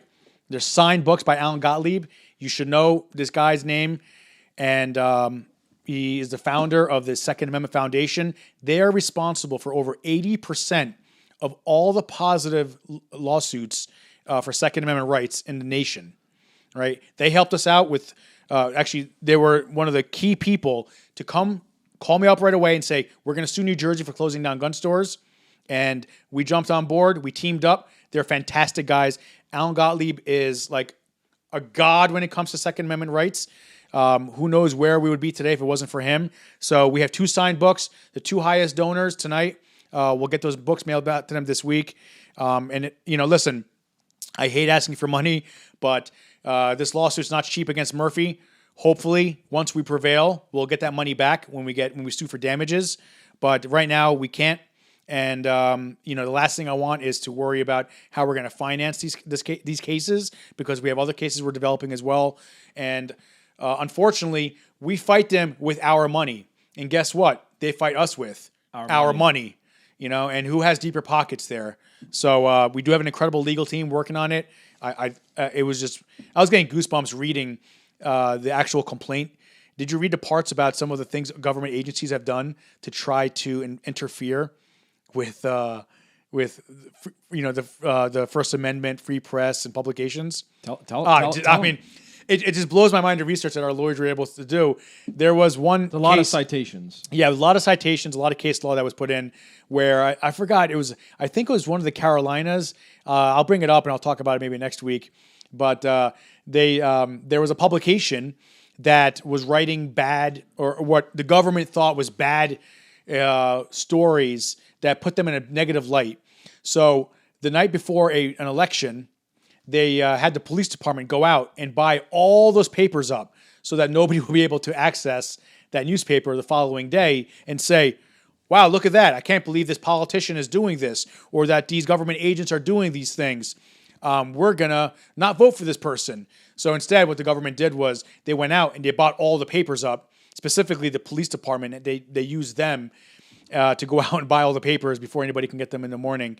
But it goes on and on and on about all the things the government have done to try to interfere with your First Amendment rights. And it's pretty disgusting to think that we're talking about modern day America. This reminds me of the Cuba my grandfather and my grandmother, my whole family fled, and how they wanted to have a government-controlled media. So, in any case, what's the next question? Your DNA is like a depraved Olympics. Like it's like every victim country in the world, every massacred people is guys, somehow in your DNA. NJ2AS.org. Join up, become a proud card-carrying member. You get a bumper sticker, you get a card in the mail, a nicely printed membership card, and or you can make a donation, whatever you want, whatever you feel more comfortable with. And like I said, the 2 highest donors tonight will send you out a signed copy of those books, which I don't know if they're in print anymore, but you should definitely be getting a copy of them one way or another. Trying to see other questions here. Looks like people having conversations, which is fine. Any news on new taxes and new fees for FIDs and ammo? That's a great question. We've actually successfully fought that, and that was all thanks to NJ2AS and our members. They would give people a backstory. They wanted to try to increase the gun permit fee, the FID card, from $5 up to like 50 or 100. They kept increasing it, and pistol purchase permits $50 a piece, and so forth. And we've been able to successfully stop that from happening. That was actually done through accessing the contacts we have in the legislature. You'd be very surprised. Even though Democrats usually side with one way, we got a lot of them to admit that, like, yeah, that's going to be a little too much. That if you don't have the money to pay for this, you're not going to be able to afford it. So we've been making very good, strong arguments about that. That's something I actually interviewed the governor himself about why he's supporting laws that disproportionately affect the poor and the minorities by having a fee that costs $100, $200, whatever the case is. And also the other point tied into that was they wanted you to renew your FID card every 2 to 4 years. They were actually trying to pass a law that said that your FID card would have to be renewed every, I think it was 2 or 4 years. Think about the absurdity. Some people wait 8-9 months to get their FID card because of the delays, so-called delays, when in reality it's just police departments. If you wait 2 years and a day, you're a felon. And like technically someone could knock on your door and go, hey, we know you have a permit and you have guns. Where's your updated card? Well, I don't have it. Okay, cuffs. Cuffs, yeah. Minimum mandatory. You're going to state's prison. And honestly, out of all of this, it really, and I remember being in the State House talking with legislators about this, and the opposition was sitting there lobbying and doing the same thing and trying to make these people feel bad about not supporting the law. But it really demonstrated the corruption and the hatred towards the Second Amendment. We have a hard enough time to get your FID card to begin with. Could you imagine if you had to renew it every 2 years or every 4 years? And if you forget to renew it, you're suddenly a felon? This isn't about... I think the police departments would fight that. I think even they would be against, because they're like, I already can't handle doing it once for everybody. No, I haven't seen... Can you imagine doing it every time? I know for a fact they were lobbying to have the police unions to support this. I know that for a fact. No, they were lobbying the union, but I don't think the union was supporting it. Oh, I know. Well, you know what? I'll show you what I have, my inside information. And okay. Are you required to get re-fingerprinted after you have the FID card? No. Nope, not Just at all. The first time. That's exactly something that we fought in Jackson, New Jersey, and we won. And that's what, that I go back to that story again. They were requiring people to get re-fingerprinted every 2 years if you wanted to get another gun. And we fought that. They ended it. It's illegal. You cannot do it. There's actually good case law that we pulled up to show that you cannot have redundant requirements like being re-fingerprinted again and so forth. So any towns that you know about that are doing these things, please message us. NJ2AS.org/complaints, and we'll look into it as soon as possible, and we'll make sure that these illegal practices are ended and stopped, and we try to get the people responsible for it punished. Bruno is asking, how does he get one of these books? It's going to the highest donors, the 2 highest donors. The 2 highest donors tonight. All the links are in the description. And Bruno, you already won a gun from us, so... I didn't know that. Yeah, Bruno is one of the winners of our gun giveaway, which we're going to be doing again soon. We also have another gun giveaway. Anybody that donates or joins NJ2AS is automatically entered into our gun giveaways. Last time we did an awesome modern material rifle. I think that was around December. We did the giveaway right before Christmas. So, J-Reg, what happens if you don't write down your employer? It's likely going to slow your application down. I believe it's a required field on the FARs, or you have to check unemployed. But yeah, theoretically, like, it shouldn't prevent you from getting your check done, but who knows what they'll do. Let's see, any more questions?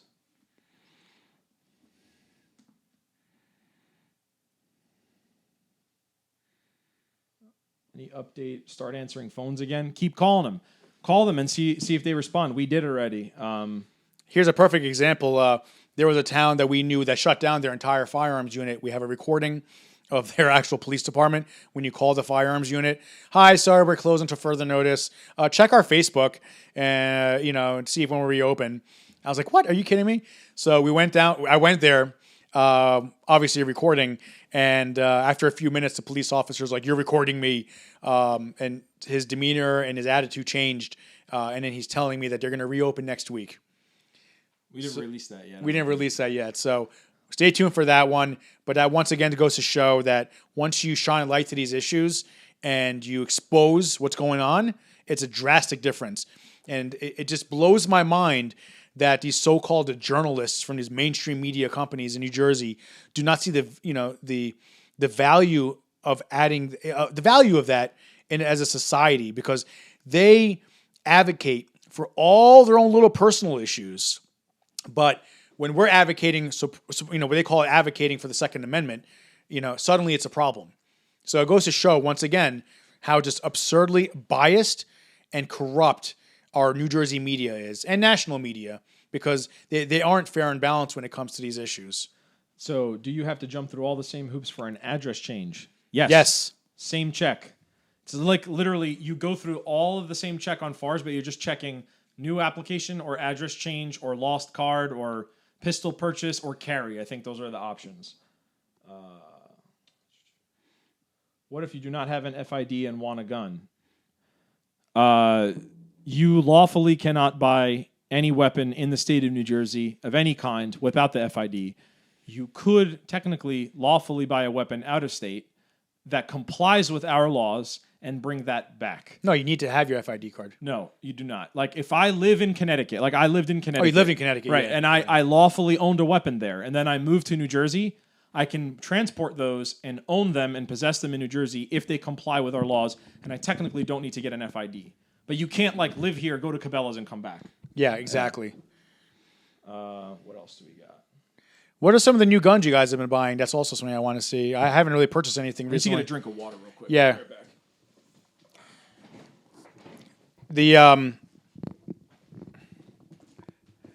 Well, now that Dan's gone, we can talk about him. I wonder what is the worst township to be a gun owner in this state. Oh man, we could tell you horror stories. Where do we even begin? I think definitely in Essex and Hudson County has been the worst. When we were doing our undercover investigations, the thing that we were finding there, I remember going into the Newark Police Department and just the absurdity, the things that they were requiring. Something that I lived in Newark for a couple of years.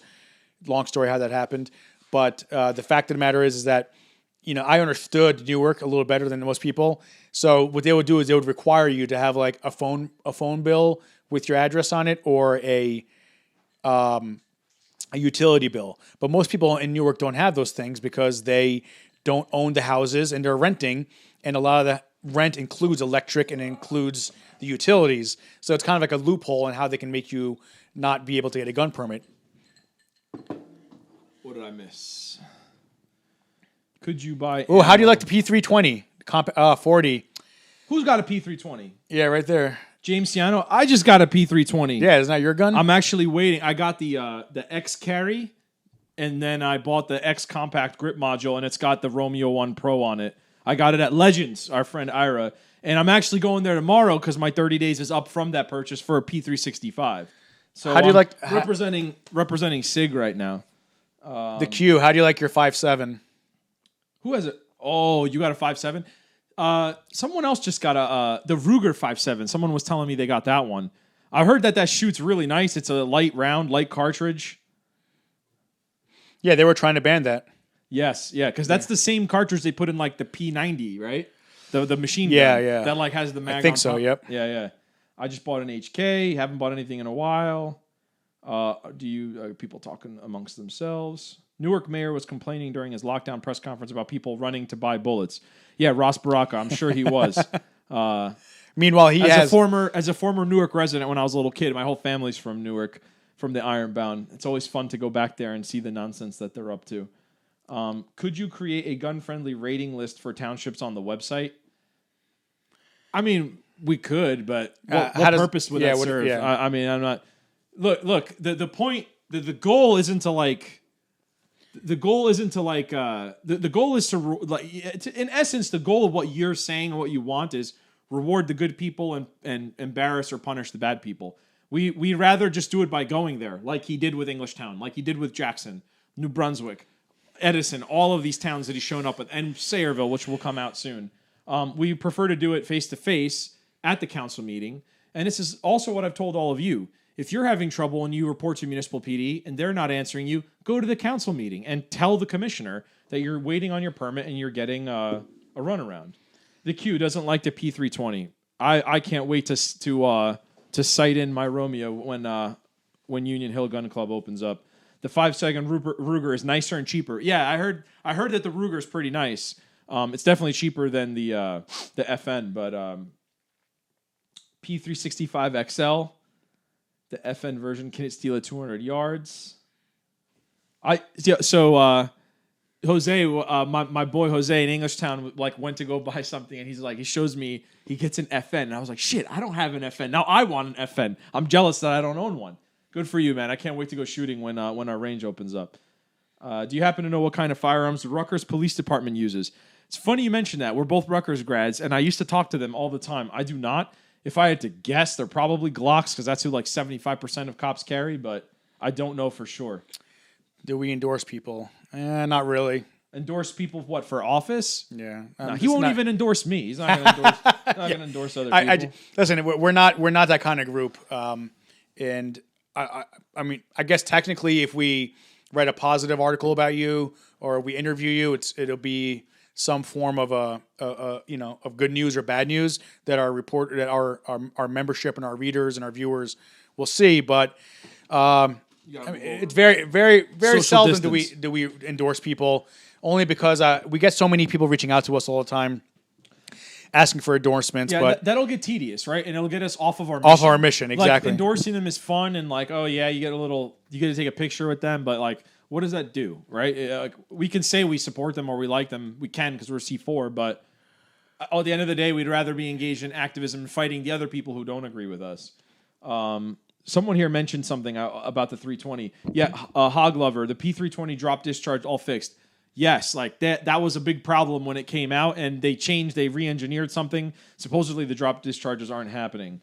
Can this count? Going to buy membership tonight, can that count towards that book tonight? Yes. So the two highest... What was he asking? He's asking if he's eligible, basically, for the book. This is the signed book, Dancing in Blood, and there's the signature from our friend Alan Gottlieb.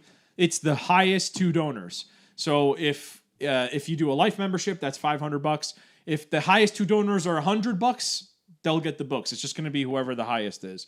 So we're going to look at the end of the broadcast. Whoever during the time period we were online, the highest donations get it.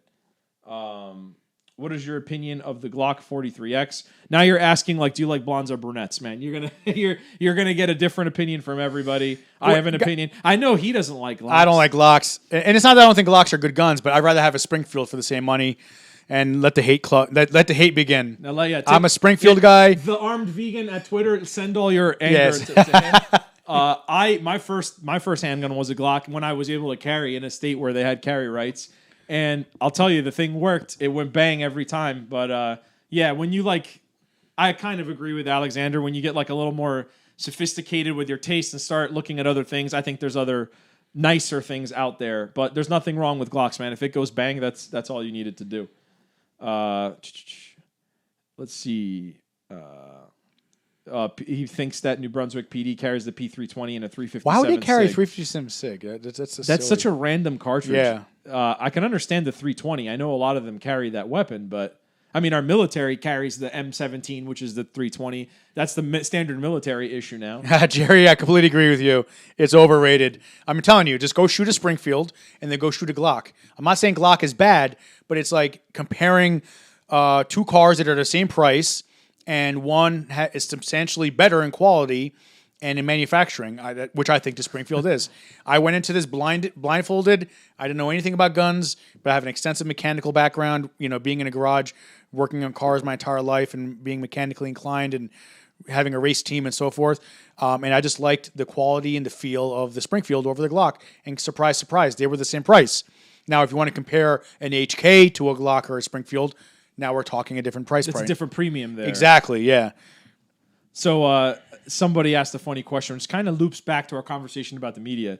CD, my buddy Phil M wants to know why you guys aren't wearing masks. I told you last time, I'm his transgender partner, so I'm allowed to be here and defy social distancing orders, and the police will find me on the way home, I'm sure. Red Oak, I never feel the grip safety. You sound just like that news reporter with his irrelevant picture and a video of protests going on, and then a bunch of protesters, some not wearing masks. Ooh, that's some nefarious connection to our lawsuit. But yes, we're not wearing masks. I hate wearing those masks, man. It's funny. I have a couple of businesses close friends that some of them may be watching, but like my spot Mayetta's in Englishtown. Love those guys over there. I go hang out and chat with them, and it's like we walk around town and go to the local places. No one's wearing a mask. It's only when you go to like a chain store or supermarket are people wearing masks. And this whole mask thing, you're talking about breathing in and out of something. So you're collecting and consolidating the germs on both ends. It's more effective at keeping the germs in than it is like protecting you from getting the germs, right? So the sick people are supposed to be wearing that. If everyone's running around wearing it, it's like, I don't know, 70 or 60% of whatever. This is like irrelevant dialogue, but yeah, the masks are annoying. Would you sponsor a race team at Raceway Park? I mean, we're trying to get money in, not spend money. Look, I would love to be the NRA, but we're not. Okay, we don't have millions. All he said was, "Give me some coffee, and I'll slap your stuff all over the whip." Oh, some coffee? What kind of coffee do you want? I'll come grind it at your house. Wait, Porter. First of all, Raceway Park. I live in Englishtown. What? Time out. They closed the drag strip. I thought that was all gone. Can I go into what I know best? Tell me what you know. Yeah, so they closed the drag strip, so that must mean you're into drifting. So if you're into drifting, let me know, because I just started getting into it. I picked up a BMW E30 to make it to a drift car. I changed my my course on that, but let me know if you're going to go to Englishtown. We can work something out. Yeah, man, I live right by there, and I've heard those races go off my entire life, and. Yeah, man, if there's something we can do to get the name and the website on there, hit us up, dude. Now, if you're going to ask us to spend money on advertising, we would never waste your precious dollars on such a thing. But if you want to help us get the name out, hit me up. All our information is in the description. Our Twitter and our contact. Hit us up and we'll talk to you. Beretta, let's see here. Oops. Wrong Armin K. That was a very funny comment. I like that. Wearing a mask now is like wearing a condom after sex. Before or after? No, he said like wearing a condom after sex. Yeah, it's dumb. I love wearing a gas mask. What's a condom? I hope the nephews are in bed right now. Yeah, Rui Tomi, I guess, whatever. I can't really pronounce your name. Yeah, that guy had the guy from Roselle Park. His charges were dismissed. So Dominic Portelli, our resident Goomba. I love that name. I'm married to an Italian woman. All my in-laws are super Italian. Love it. Love the culture. Beretta. I have like 3 Berettas. Love them. Beretta M9. Oh, Albino Rex. I have a Springfield 1911 trophy match. It's one of their custom-made guns. They no longer make it. And I have a Kimber custom Eclipse from like the early 2000s. Is one from their custom shop. I love both. I don't know which one I'd pick over the other. The Kimber is a little more reliable because it has larger tolerances, but that Springfield, there is no movement in anything. It's a fantastic gun. It is insanely accurate. I was shooting just like incredible groups, literally keyholing all of them. So I love both, but it's not something I'd ever carry because after a while of getting those guns really dirty, they do kind of jam, but they're not production guns meant to shoot, 1,000 or 2,000 rounds through it. They're competition guns. They're meant to be cleaned after every 100, 200 rounds. Yeah, it always shocks me how many Portuguese members we have. Like all the names, like Rui and David Pais. Like all these guys are definitely Portuguese. Rui says, any idea what is going on with the armed security guard from Roselle Park? I already answered that. Yep. Yeah, all right, we got his that. charges were dismissed. Salvador M. We guys should have this live chat weekly. Well, I mean, listen, That's what we're trying to do. We Yeah. did one last week. We're trying to do this every week. We want to be open. We want to be transparent. Like we said, we despise secrecy. We want you guys to know what we're working on. We want to update you on current events. And more than anything, like, you guys are our brothers and sisters. We like dialoguing with you. We want to hang out with you. Right now, we can't hang out in person, so this is our way of doing it. But we think we want to try and keep doing this in perpetuity if we can. You guys have a big window stickers. I'll put it in my rear windshield for free. Yeah, we're revamping our shop, our online shop. So we usually have bumper stickers and stuff like that. We're definitely getting new apparel, new T-shirts. We need one for Rev Biker, so we'll put some stickers and stuff. What was you saying? If you guys saying have a window sticker for his car. Yeah, we can order one of those. That probably won't cost yeah. anything different from what we have now. Let's see. Anybody want to drive around Murphy's house? That's we're not into protesting. When they open up again, I wouldn't have an issue taking you one time to try it out. All right. Like I said, any other questions, drop it into the chat. I don't see any other outstanding questions that I don't think we've covered. And this is really honestly the most efficient way and effective way of being able to communicate that every week we come back. I know we're toning it down a little bit now. We're kind of having fun chat. It is cool to interact with you guys. We're very accessible. I cannot stand groups that hide behind like a wall of secrecy and of protection, and there's no access, and you never know what they're doing and so forth. So we want to be really vocal and transparent. So, the first hour we just talked about what we were up to for the past week, the lawsuits, the activism, any updates in the movement, any updates in news and so forth, so that we can have like a one-stop shop to be talking about everything. So Dominic Portelli, will there be any personal consequences? No, he has immunity. So the only consequence he faces if he gets sued for what he does that ends up getting adjudicated illegal or inappropriate. There are punitive damages, but that's not that's no not consequence. It's not his money. Exactly. It's her money. So nothing will happen to him either way, whether we win or lose. Why do we not protest? We covered that earlier. Just watch the stream, and we covered it last week as well. But I went on like a 5-minute rant about that earlier. I'm not going to bore everybody again. I had a cousin get pulled over for having an NRA sticker. When is all this lifted? Are you guys going to host public get-togethers for people that want to meet you in person? Pun Boogie. We do have meetings sometimes. We don't like to fall into the trap. We also covered this last week. We don't want to fall into the trap of just becoming a social club, right? Exactly. We're not getting together just to go, what's up, man? Hey, how's it going? Oh, yeah, well, we want to meet you guys. Like, I'll meet you personally just because one-on-one. Like, I don't care. Like, or we can just say, hey, let's go out for a beer somewhere and have 10, 15 guys meet up. I don't want to call like 200 people to meet at a hall and like we have nothing to talk about. Unless we're getting 200 people together to start a campaign, an activism campaign. So yes, we hold meetings. We've held meetings in the past. We obviously can't do anything with the quarantine right now, but we like to have meetings with purpose. Because again, we don't want to waste your time. We don't want to waste your money. But I look forward to meeting you, man. I know you were chatting last week. I look forward to meeting you in the future. Yeah. Abdias, I remember you guys. You guys are awesome. They actually run. Do you guys still run the church in Newark? Because I definitely want to reach back out to Blair. I'm trying to remember the guy's name. I'm forgetting now, but I kept in touch with him for a little while, and I lost touch. I haven't talked to him in about a year or two. Doug, maybe his name is Doug or something. But do me a favor. Hit me up on the website. Contact us, NJ2AS.org contact, and reach out to me. Let's try to reunite because there's a lot of work we have to do in Newark, in our inner cities, because they're being discriminated against the most. They're the highest victims of all. Yeah, they're the biggest victims of them all. There's literally a modern-day genocide occurring with the black and minority communities. And Governor Murphy, they keep passing these racist gun laws that are doing nothing more to affecting those individuals. But so Giuseppe, you guys are the best. Thanks, man. You're the best for supporting us. Is it better to get a lawyer to apply for FID to avoid any hassle? What do you think? In my opinion, no. I mean, if you're just rich and like you just don't care and you just want to hassle them, like, okay, it's your money, but you don't need it. Like I said, there's no amount of legal money that is going to make the state police do their job faster, right? At least in this environment. And the state police right now are backed up because of volume, because of all the people applying because of the quarantine. Once it gets to your municipal department, like we said, then you can apply pressure on your own, and we've told you how you can do that. Go to the chief. If the chief doesn't answer, go to the town. If the town doesn't, go to the council. Address the police commissioner. Address the mayor. Address the borough attorney. It usually doesn't get past that point, right? Because they don't want... The chief is sitting there, the council's sitting there, and you're tattling on the chief to his boss. So they usually get it done. Do you face issues with your colleagues at work or liberal friends? So I'll say that when I was younger, when I got into the workforce, first of all, like the corporate world like 10, 15 years ago wasn't like it is now. Now, like when I started, like you put on a tie and a suit and a jacket and you sat at your desk and you did not have personal calls. You did not touch your flip phone because there were no smartphones.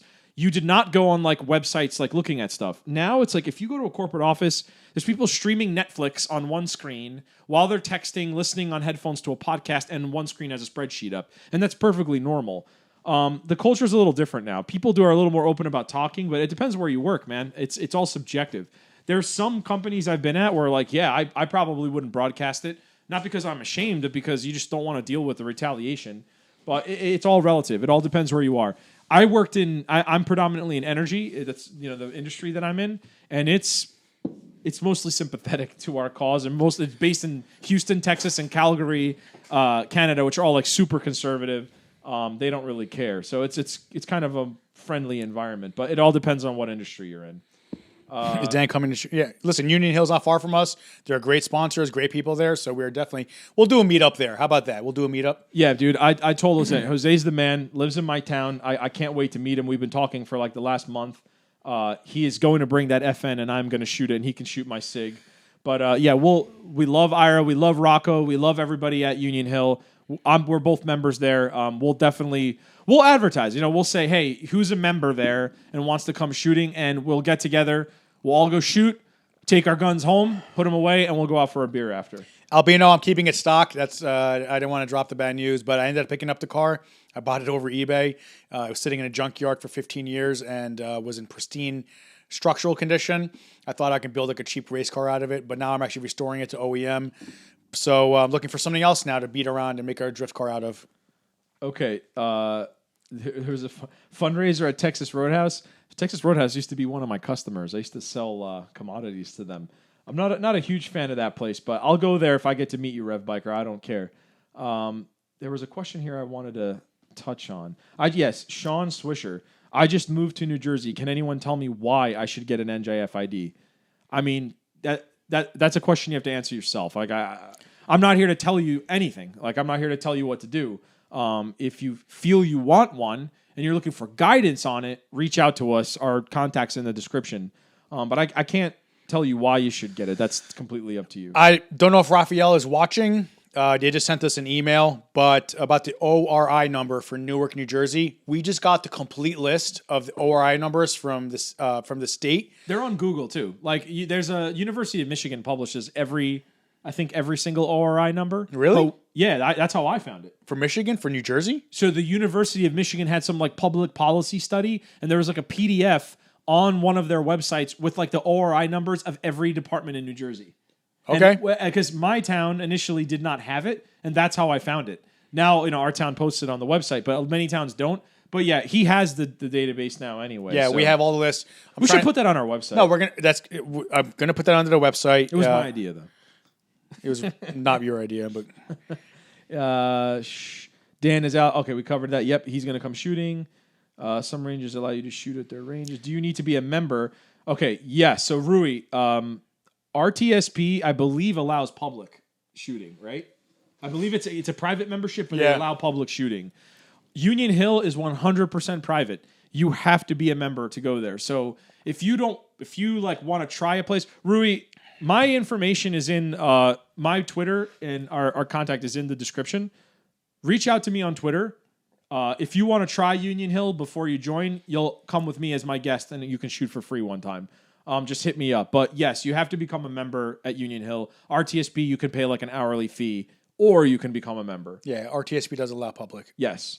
Let's see. Would I really... Alfred, he answered that question already about Roselle Park. Some ranges require FID. Yeah, some do. Like usually the ones that require a membership do. And usually the ones that are public don't. That's just typically how it works. What's the big Rev Biker saying? We should have NJ2AS fundraiser 20%. Where is Rev Biker? Yeah, you just scroll past it. Below or I'm trying to go in order. That's okay. Why. We should have an NJ2AS fundraiser 20% for the cause. Rev Biker, reach out to me, tell us what we need to do. When this quarantine's lifted, I'll help you orchestrate it. I'll work with you, set it up, and make it as lean as possible so all the money goes, to the organization so we can keep fighting. Hit me up and I'll definitely do it. I'm looking forward to stroking your beard when I meet you. Why doesn't Evan split up all the money to red flag people? I don't know what that means. Can you give an update on magazine capacity? It's still at 10 rounds. We're working on that. Nothing to report. I think we touched about that last week. Yeah, we talked about that last week. Yeah. Guys, if there's, watch, I know I say this all the time, we have unbelievable content. Go through the old stuff, and if something looks interesting, watch it. You won't believe some of the stuff we've caught. And in addition, if you're thinking these questions, someone else probably is too. We might have answered it already. So watch. Last week's was almost 3 hours. It was long, but we had a lot of good questions that we touched upon. Fundraiser at Lehigh. It's so funny. Yeah, we have to go out of state to go raise money for the cause here. Yeah. I love Lehigh. I was actually upset. I think they're closed. So somebody just told me, I think it was Easton. I'm not going to out him. Somebody just called me, talked to me this week and said they've been going to PA to shoot because their range there was open, but I think it was Easton. Yeah, there are open ranges in Pennsylvania. Guessing you can only transport to and from the range. You can also transfer to a business you own or run. I mean, there's other technicalities. I'm not a lawyer, but essentially yes, but there are some other extenuating circumstances you can look up.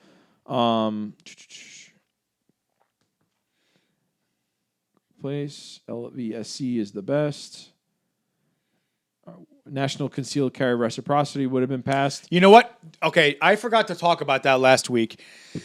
In regard to federal litigation, federal laws, we were really, really active in 2015, 2016 with going to Washington, D.C., speaking to our legislators.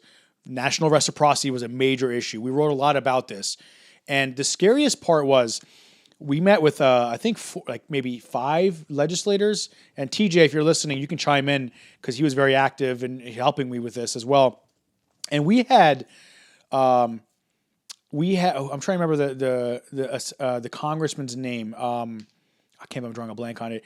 But we had, because of our activism and going down and meeting with these legislators and politicians, we had one person actually co-sponsor HR. What was the National Reciprocity Bill? I'm drawing a blank. There's been a couple. They bring them up in the House all the time. And but back then, I forgot the bill number. There's it Wyoming or North Dakota? Who's the congressman that always sponsors it, and then it sits there. I forget Hudson. I forget Congressman Hudson. Yeah. Yeah. It's from the North Midwest. Yeah. So we were very active as NJ2AS, being in Washington, talking to the politicians, talking to the senators, talking to the congressmen, and ultimately because of our activism, and we documented everything. We took photos with everybody. It's all there on our website. You got to scroll back to the old news, or even search NJ2AS National Reciprocity. Yes. TJ, thank you. It was Congressman Hudson. It was HR 38. And we were able to get... TJ, remind me who the New Jersey politicians were. The one guy that sponsored and became a co-sponsor. But we had a New Jersey congressman co-sponsor HR 38, jump on as a co-sponsor after we met with his office. And 3 more of them actually voted in support of it. This was paramount because they were all going to vote against it. And the fact that they voted for it because we were down there, we were meeting with them, we were explaining to them the issues, talking to them about the horror stories of people coming into New Jersey out of state with a concealed carry permit, no criminal intent, being locked up, now serving over 10 years in prison. And because of our activism, we were able to get 4 people to vote for it, and one of them actually became a co-sponsor. Looks like we're starting to get a little dry on questions. I know there's a little bit of a delay, like a 20-second delay, but if anybody has any final questions, throw them in there. Somebody's reaching out on Twitter.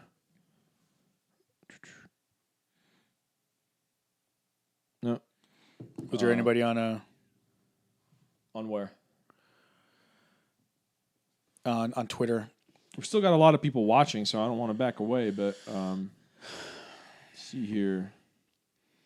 Yeah, Peanut 767. It was Congressman Hudson, HR 38. Yeah. It actually, and just to give everybody the background, that actually got voted out of the House with like a tremendous amount of support. When the House was Republican controlled, and it got voted out of the House, and it stalled thanks to Mitch McConnell in the Senate, and it never went to the Senate for a vote. Why, we do not know, but the fact is that we want to be back down in D.C. to keep fighting and fighting and fighting until we get national reciprocity, which I don't even know why we have to do that, because the Bill of Rights and the Constitution is our concealed carry permit. But we were this close, getting it close to the Senate. Next time, we're going to get even more, and hopefully President Trump will sign it. So that's why it's important. We documented everything. We're down in D.C. We got 4 people to co-sponsor to support H.R. 38, which was the last national reciprocity bill. Like I said, you don't have the House right now, so but we lost the House. We'll see what happens in November. Yeah. But this is why democracy is not always the answer. But the point is that we need to be active down there now. I'm tired of always being reactive. That's the problem. We need to be down there tomorrow, meeting with these legislators, because sometimes it could take months and months and months of constant meetings, getting out information, because you'll be surprised. I mean, we've sat down with New Jersey Democrats that cannot believe the things that are going on in the state. Why? Because they have the opposition telling them how good of a job they're doing. But they're not aware. Keeping the streets safe and blah, blah, blah, blah, blah. We're the only organization going out there and meeting with these legislators. We've documented that. That's all on video. We have photos with these people. We go out there. And the saddest part is that they tell us all the time, you guys are the only organization that ever met with us to explain these issues. We are always passing these gun laws thinking we're doing the right thing. We never knew about the consequences and the bad things it does to good, honest people. Now, does it mean that they're going to change everything tomorrow? No. But you're talking years and years of people being indoctrinated to think that supporting more gun laws is a better thing to do. But they're not looking at the unintended consequences. And that's why it's important that we keep up with the efforts of going into Trenton, meeting with the legislators, and having this dialogue. And if they love us, great, we get what we want. If they fear us, we still get what we want. Someone's asking about, I think we talked about this last week, but a red flag lawsuit update. Actually, it's coming soon. I just spoke to the attorney yesterday about it. I was in a big rush. I couldn't get all the details, but there's more to come. I'm actually going to reach out to them. We do have some video updates that we're going to put out that I've already took with our attorney, Albert Ricinio, I'm sorry. But nothing new. We did get that ruling a couple weeks ago. The judge did turn down the initial request, but in his ruling, he said there's obviously an infringement here going on, so it looks like it's going to work out in our favor, but we'll definitely give you more update information on that. And it's probably better if we meet with the attorney and have him talk about that. Italian Dude 000, what's the status of the legality of the AR-15? AR-15 is just a platform, right? So the way that New Jersey defines assault weapons is that there's a list of characteristics. They have this explicit list, and if you have 2 or more of those characteristics, it's considered an assault weapon. I can't list all of those to you. There's many, but if you look up the New Jersey State Police statutes, you can find it on Google in 2 seconds. I believe it's on the firearms page. It'll tell you exactly what characteristics make any long arm into, or any gun for that matter, into an assault weapon by New Jersey standard. Are they waiting on the New Jersey check? I'm not sure what that's referring to. Other firearms, I'm not aware of anything about others. I know what you're talking about. I don't know. Other firearms, awesome. We're getting one. Troy rifles. They are another firearm, and they're a proud sponsor. I'd recommend going out to try out the Troy and buy a Troy because they did support us, and they constantly support us, and they're awesome rifles. I'm supposed to pick mine up. I don't know when my background check is going to be done. Man, I'm running out of breath. What, isn't that considered a regular firearm? Like, why would you need a... No, it's considered another firearm. But you don't need a purchase. It's a pistol purchase? No, it's a rifle. It's a rifle. But right. Why would you need to wait, though? It's just a NICS check. Well, because I'm still waiting for my NICS check to come back. Now, you're waiting for the NICS. Yeah. Okay, you made it seem like you're applying for your FID for the first time or something. No. Now, I did hear from one of our Oh God, Larry, here he goes with the Glocks. My buddy Larry's texting me. He's a Glock fanatic. Man. Don't stop yelling at him. He made fun of me for years, like 10 years ago when I had like the Glock. He was like, "Oh, those suck. You need to get a Springfield about the XD." He's all about the XDs, man. He loves XDs. It's like his Bible. Sean Swisher, thanks for the kind words, man. Appreciate you being with us here tonight. Lawsuits, Johnny Be Good. We covered the Supreme Court earlier. Just hit the watch this replay when we finish up. Also, our FFL did message me back right now. FARS is not down. So if you're a police department, which is a common thing going on, they might be telling you that just to kind of they're lying. Lie to you and get you out of there so you don't have to waste your time and energy. But FARS is not down. So give us a heads up. Email us via the website. Let us know if any of these towns are giving you the runaround, and we'll immediately investigate into it. This is great news. Voxman77 just joined from VA. Thanks, man. I can't tell you how much that means to us. We are actually seeing an increase in external members, right? People outside of New Jersey. Because like we say, they know it's coming. It's going to spill over the Delaware River at some point. So thanks for being part of our society, man. And I hope I get to meet you someday. Yeah, and this whole notion of like, just move to Virginia, just move to Pennsylvania. Some of us can't move. Well, first of all, some of us can't move. Second of all, what happens in New Jersey does not stay in New Jersey. And that is like, I mean, it's amazing how you could have like a group that is getting their rights discriminated, and the nation will react to that group being discriminated in like a state. You know, maybe like a marriage license or a cake that's not being baked for a certain group of people, right? And like the country, and the country will burn down because of it. But when our rights in New Jersey are being infringed, how everybody else is just like, move to Virginia, move to Pennsylvania, move to Colorado. Look what's happening in those states. Like, honestly, look what's happening in those states. What happens in New Jersey does not stay in New Jersey. That's why you have to support us, because we're fighting behind enemy lines. We have to cut this cancer out before it spreads to other countries. I'm sorry, other states. Countries. I don't care if it spreads to other countries.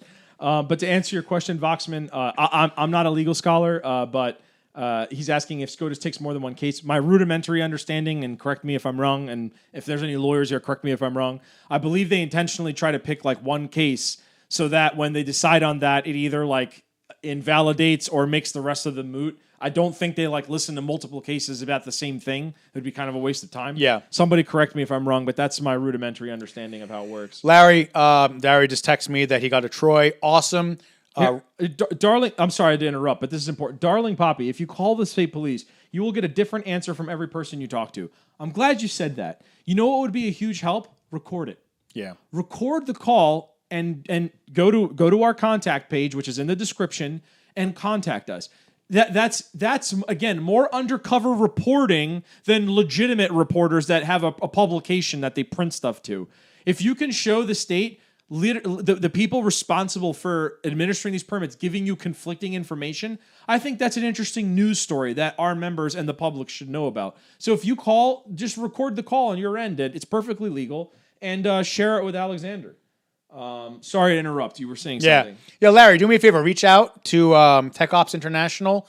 They're the sponsor with Troy, and just thank them for the support for NJ2AS, and that you bought a Troy specifically for that reason, because we have to let our sponsors know that people are responding to the fact that they're supporting NJ2AS, and hopefully we'll have a nice dedicated sponsors section of the website so that people can go there first to find out who's supporting NJ2AS, because they're standing up for our rights, and we want to support the guys that support us, of course. Exactly. Rev Biker, I'm not going to read your comment, but we're going to have a fun conversation when I meet you in person about that subject. Johnny Be Good. Yep, we got Supreme Court cases. People are not indoctrinated. You can go shoot the FN. Pun Boogie, how do you like your Troy A4? Did we cover this? Aren't we working on some kind of promotion with them? Yeah, Troy A4 is a rifle. They're sponsoring us. Right, but aren't we working on a promotion? Oh, maybe, yeah. We'll get back to that. Yeah. I don't want to jump the shark, but we're working on something. Let's see, you guys should know they're all about. It's not Star. Yeah, Scott Nass, appreciate that. Like I said, we understand people are busy. They can't make the whole chat. For the people that are like, there was 180 people when this started. There's largely that many people still here, 130 something. it's when we say we covered that, I'm not trying to be crass. I'm not trying to be rude. It's just unfair to the people that are listening. So I don't want to repeat. We literally get asked the same thing 5 times. So if we've covered it, I'm just going to say listen to it on the repeat, and you can go stream it afterwards and answer all the questions. We covered a lot of this stuff already. Not according to the last conversation I had with the police. Record them. Once it's on record, they can't lie. I don't doubt your conversation with the police. Agree with the statement. Blah blah blah. Call the attorney general about a gun law. We can't tell you what it means. Is the response I get? Yeah, they're not going to commit to telling you on the phone or in writing. Of course not. But they'll arrest you. Yeah, they'll arrest you. We know that. We know it's a rigged game, dude. The monopoly of force is held by them, not you. That's why people think this. This is why I said this before. People think this is like a debate. Like, oh, let's have a dialogue. Like, no, the other side doesn't care. They'll arrest you. They don't care if you die. Like, they don't care if you're waiting for a permit to get killed. They don't care. It's not a dialogue. It's a war, right? It's a metaphorical war. And until people realize that it is, they'll stop writing letters and going to protests because they're a waste of time. Start doing offensive activism and sue them. That's the only language they understand. There is a video delay. It shouldn't be a minute and a half. It should be like 20 seconds maybe, but... as long as the stream is clear, the audio is clear. Yeah, because we see your questions and we're responding, and we're not going to like duck out on you guys if you're asking questions. But when like I said, if you miss anything, just listen to the repeat. It'll be on our YouTube page after, and you can skip around and listen to whatever part you want. Adrian, you guys are the best. Appreciate your effort. May I ask one more thing? Of course, man. Thanks for the kind words. Drop it in the chat, Adrian, and I'll wait to see it, and we'll answer it for you. 50 answers. It's not a metaphor. Will New Jersey ever move away from the FID system? Do police departments typically like or dislike the system? Look, I think if you were to take the cops like away from their badge and in a non off the record, non-recorded conversation, or off the record with them, they would probably tell you, yeah, like, I don't want to deal with the permits. It's not that I think they have an opinion one way or the other. I just think it's bureaucratic work they don't want to deal with. Now, yes, there's some governmental forces, PBAs, that try to keep that there because they want to legitimize, if you live in a city like Newark, there's probably like a guy whose job it is to do that. No, there's an entire department. Right. I've been in the department. So the PBAs have an interest in keeping that existing because they would have to lay those people off otherwise. And they want dues-paying members. So yes and no. It just depends who you talk to. But like, I don't think it's that they like have this maniacal like lust for power to control these applications in the permitting process. I think it's just it's circumstance with the big towns and stuff like that. What else do we got? I'm apprehensive about building. It's up to you. I will get you a copy of the New Jersey State Police letter I have from them. Cool. Send that over to us. For what? He's having a dialogue, I think, Rev Biker, with someone else. Why do ranges dislike the Troy? Too loud? I've never shot a Troy, Alex. Well, it's a short barrel. It has a short barrel. It has a short barrel on it, so it does get very loud. Yeah. But mine's going to be a 9mm. I love that round. So let's argue about what's going to be a better round for the Troy other firearm. Oh, Scott Nass, you are a waste of time. Yeah, I think you were the guy that asked about whether you should get a permit. I gave you an honest answer. I can't answer your personal, what your personal choices are. I'm not a tyrant, which makes me think that you're just trolling us, but that's fine. If you want to discuss something substantive, like I told the guy last week, I'll have a discussion with you. If you think we're a waste of time, that's fine. Stonewood Construction. What do you feel about the first-time firearms owners getting training? Again, it's up to you. It's not a legal requirement. And we don't oppose training. We just don't want the government to mandate it. We don't oppose it. We just don't want it to be law. Like, we never want undue force from the government. Now, if you're asking me outside of the law, like, yeah, sure. Like, you should know that it's a dangerous tool. You should know how it works. You should know how to handle it safely. But I'm not for the government telling people what to do. We always advocate for safe and responsible training, but then what happens is if you have a government mandate, it's going to be you need 50 hours of training at $100 an hour, yada yada yada yada, and that's exactly how they get you. So the the fact is just I went out, I got trained by friends and family at first, and I fell in love with it. I fell in love with shooting. I wanted to get involved in competitions, and I started to getting more advanced professional training from other competitors and so forth. Some not safe for work chat that I won't read. Any new applicant get their FID yet? Yeah, it's funny. I've heard like some people have gotten them quickly. Some people have been waiting 2 months. I don't know. It all depends on who's handling you in the Sean Swisser, what kind of lawyer are you looking for? Clearly, Second Amendment. Reach out. Go in the description. Reach out to him, and he can give you a more specific reach out to us. Reach out to recommendation. me, and I can give you a recommendation on specifically what you're looking for. As long as your intent is to build a blah blah blah. Anything else online here? Oh, hold on. I got something coming through here. Nope. Just a follow.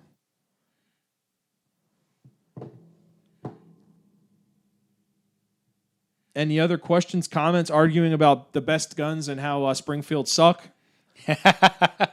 Here we go. We still got 130 people, so I don't want to bag it yet, but yeah, let's start wrapping. It's getting on in 2 hours. So, well, Adrian, I wanted Adrian to ask his question because he said he had a question, and I don't want to run away from him just yet. And if Scott Nass wants to ask a question, he's more than welcome to too. Does the lower have to be registered as an other? I'm not the technical guy. I don't know if Alexander, you can answer that. Yeah, the way the law works is that the lower actually has to say you can have two exactly identical AR-15 lower receivers, but the other has to say other firearm on it. So that's just the way the law is. It's the same exact thing, but that's just the way it has to be if you wanted to have a shorter barrel on it. All right, we'll give it 2 more minutes, and then we're going to book it, guys, unless there's any other pressing questions. I want to give Adrian a chance. Other than that, if there's anything you wanted to ask us when we kill the stream here, like I said, go in the description. We have both of our Twitter handles on there. We have our contact link on our website. If you ever want to send us a tip, if you want to ask us a question, if you want to tip us off to something going on, if you want to anything, if you want to help us fundraise, if you want to donate, you have a question about anything, the contact form is the best way to get to us. Have you reached out to other gun sites about pointing eyeballs in your direction? Oh, are you implying like cross-marketing with them to get people to look at our organization? If you want to reach out to me and tell me who you're thinking about, I'll have that dialogue with you, man. Albano Pictures, reach out to me. Springfields are nice if you like Massachusetts. It's like maybe the only state that's worse than us. Awesome, guys. Yeah, thanks for the kind words. Cyclops, Rev Biker, you're the man. I can't wait to meet you. Frederick Kuhn, thanks, man. Thanks for the kind words. No, Fred, thank you, because Fred processes all of our memberships. Oh, that's Fred. That's Fred, yeah. Thanks, Fred. I didn't know that. Yeah. Thanks, man. I appreciate it. I don't know how he does it, because I would never be able to do that. I don't have that organization and that focus. But, yeah, Fred's a great guy, and that's part of our incredible team that we have. Sean Swisher, before you leave, name a NJ firearm, like Henry. Like I don't know if you're talking about like a firearm company.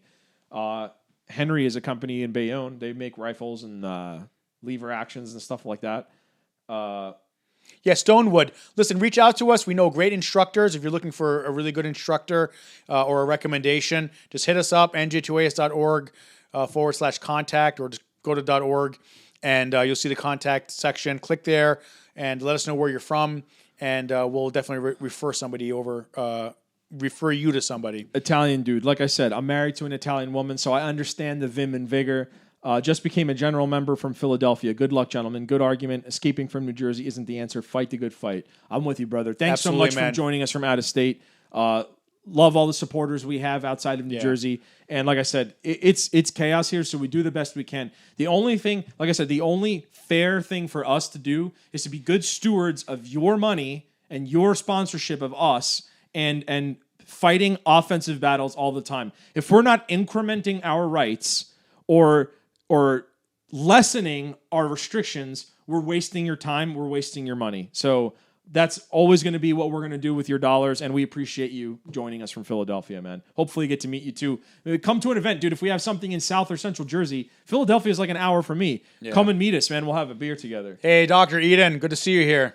We got a lot of doctors on the chat today.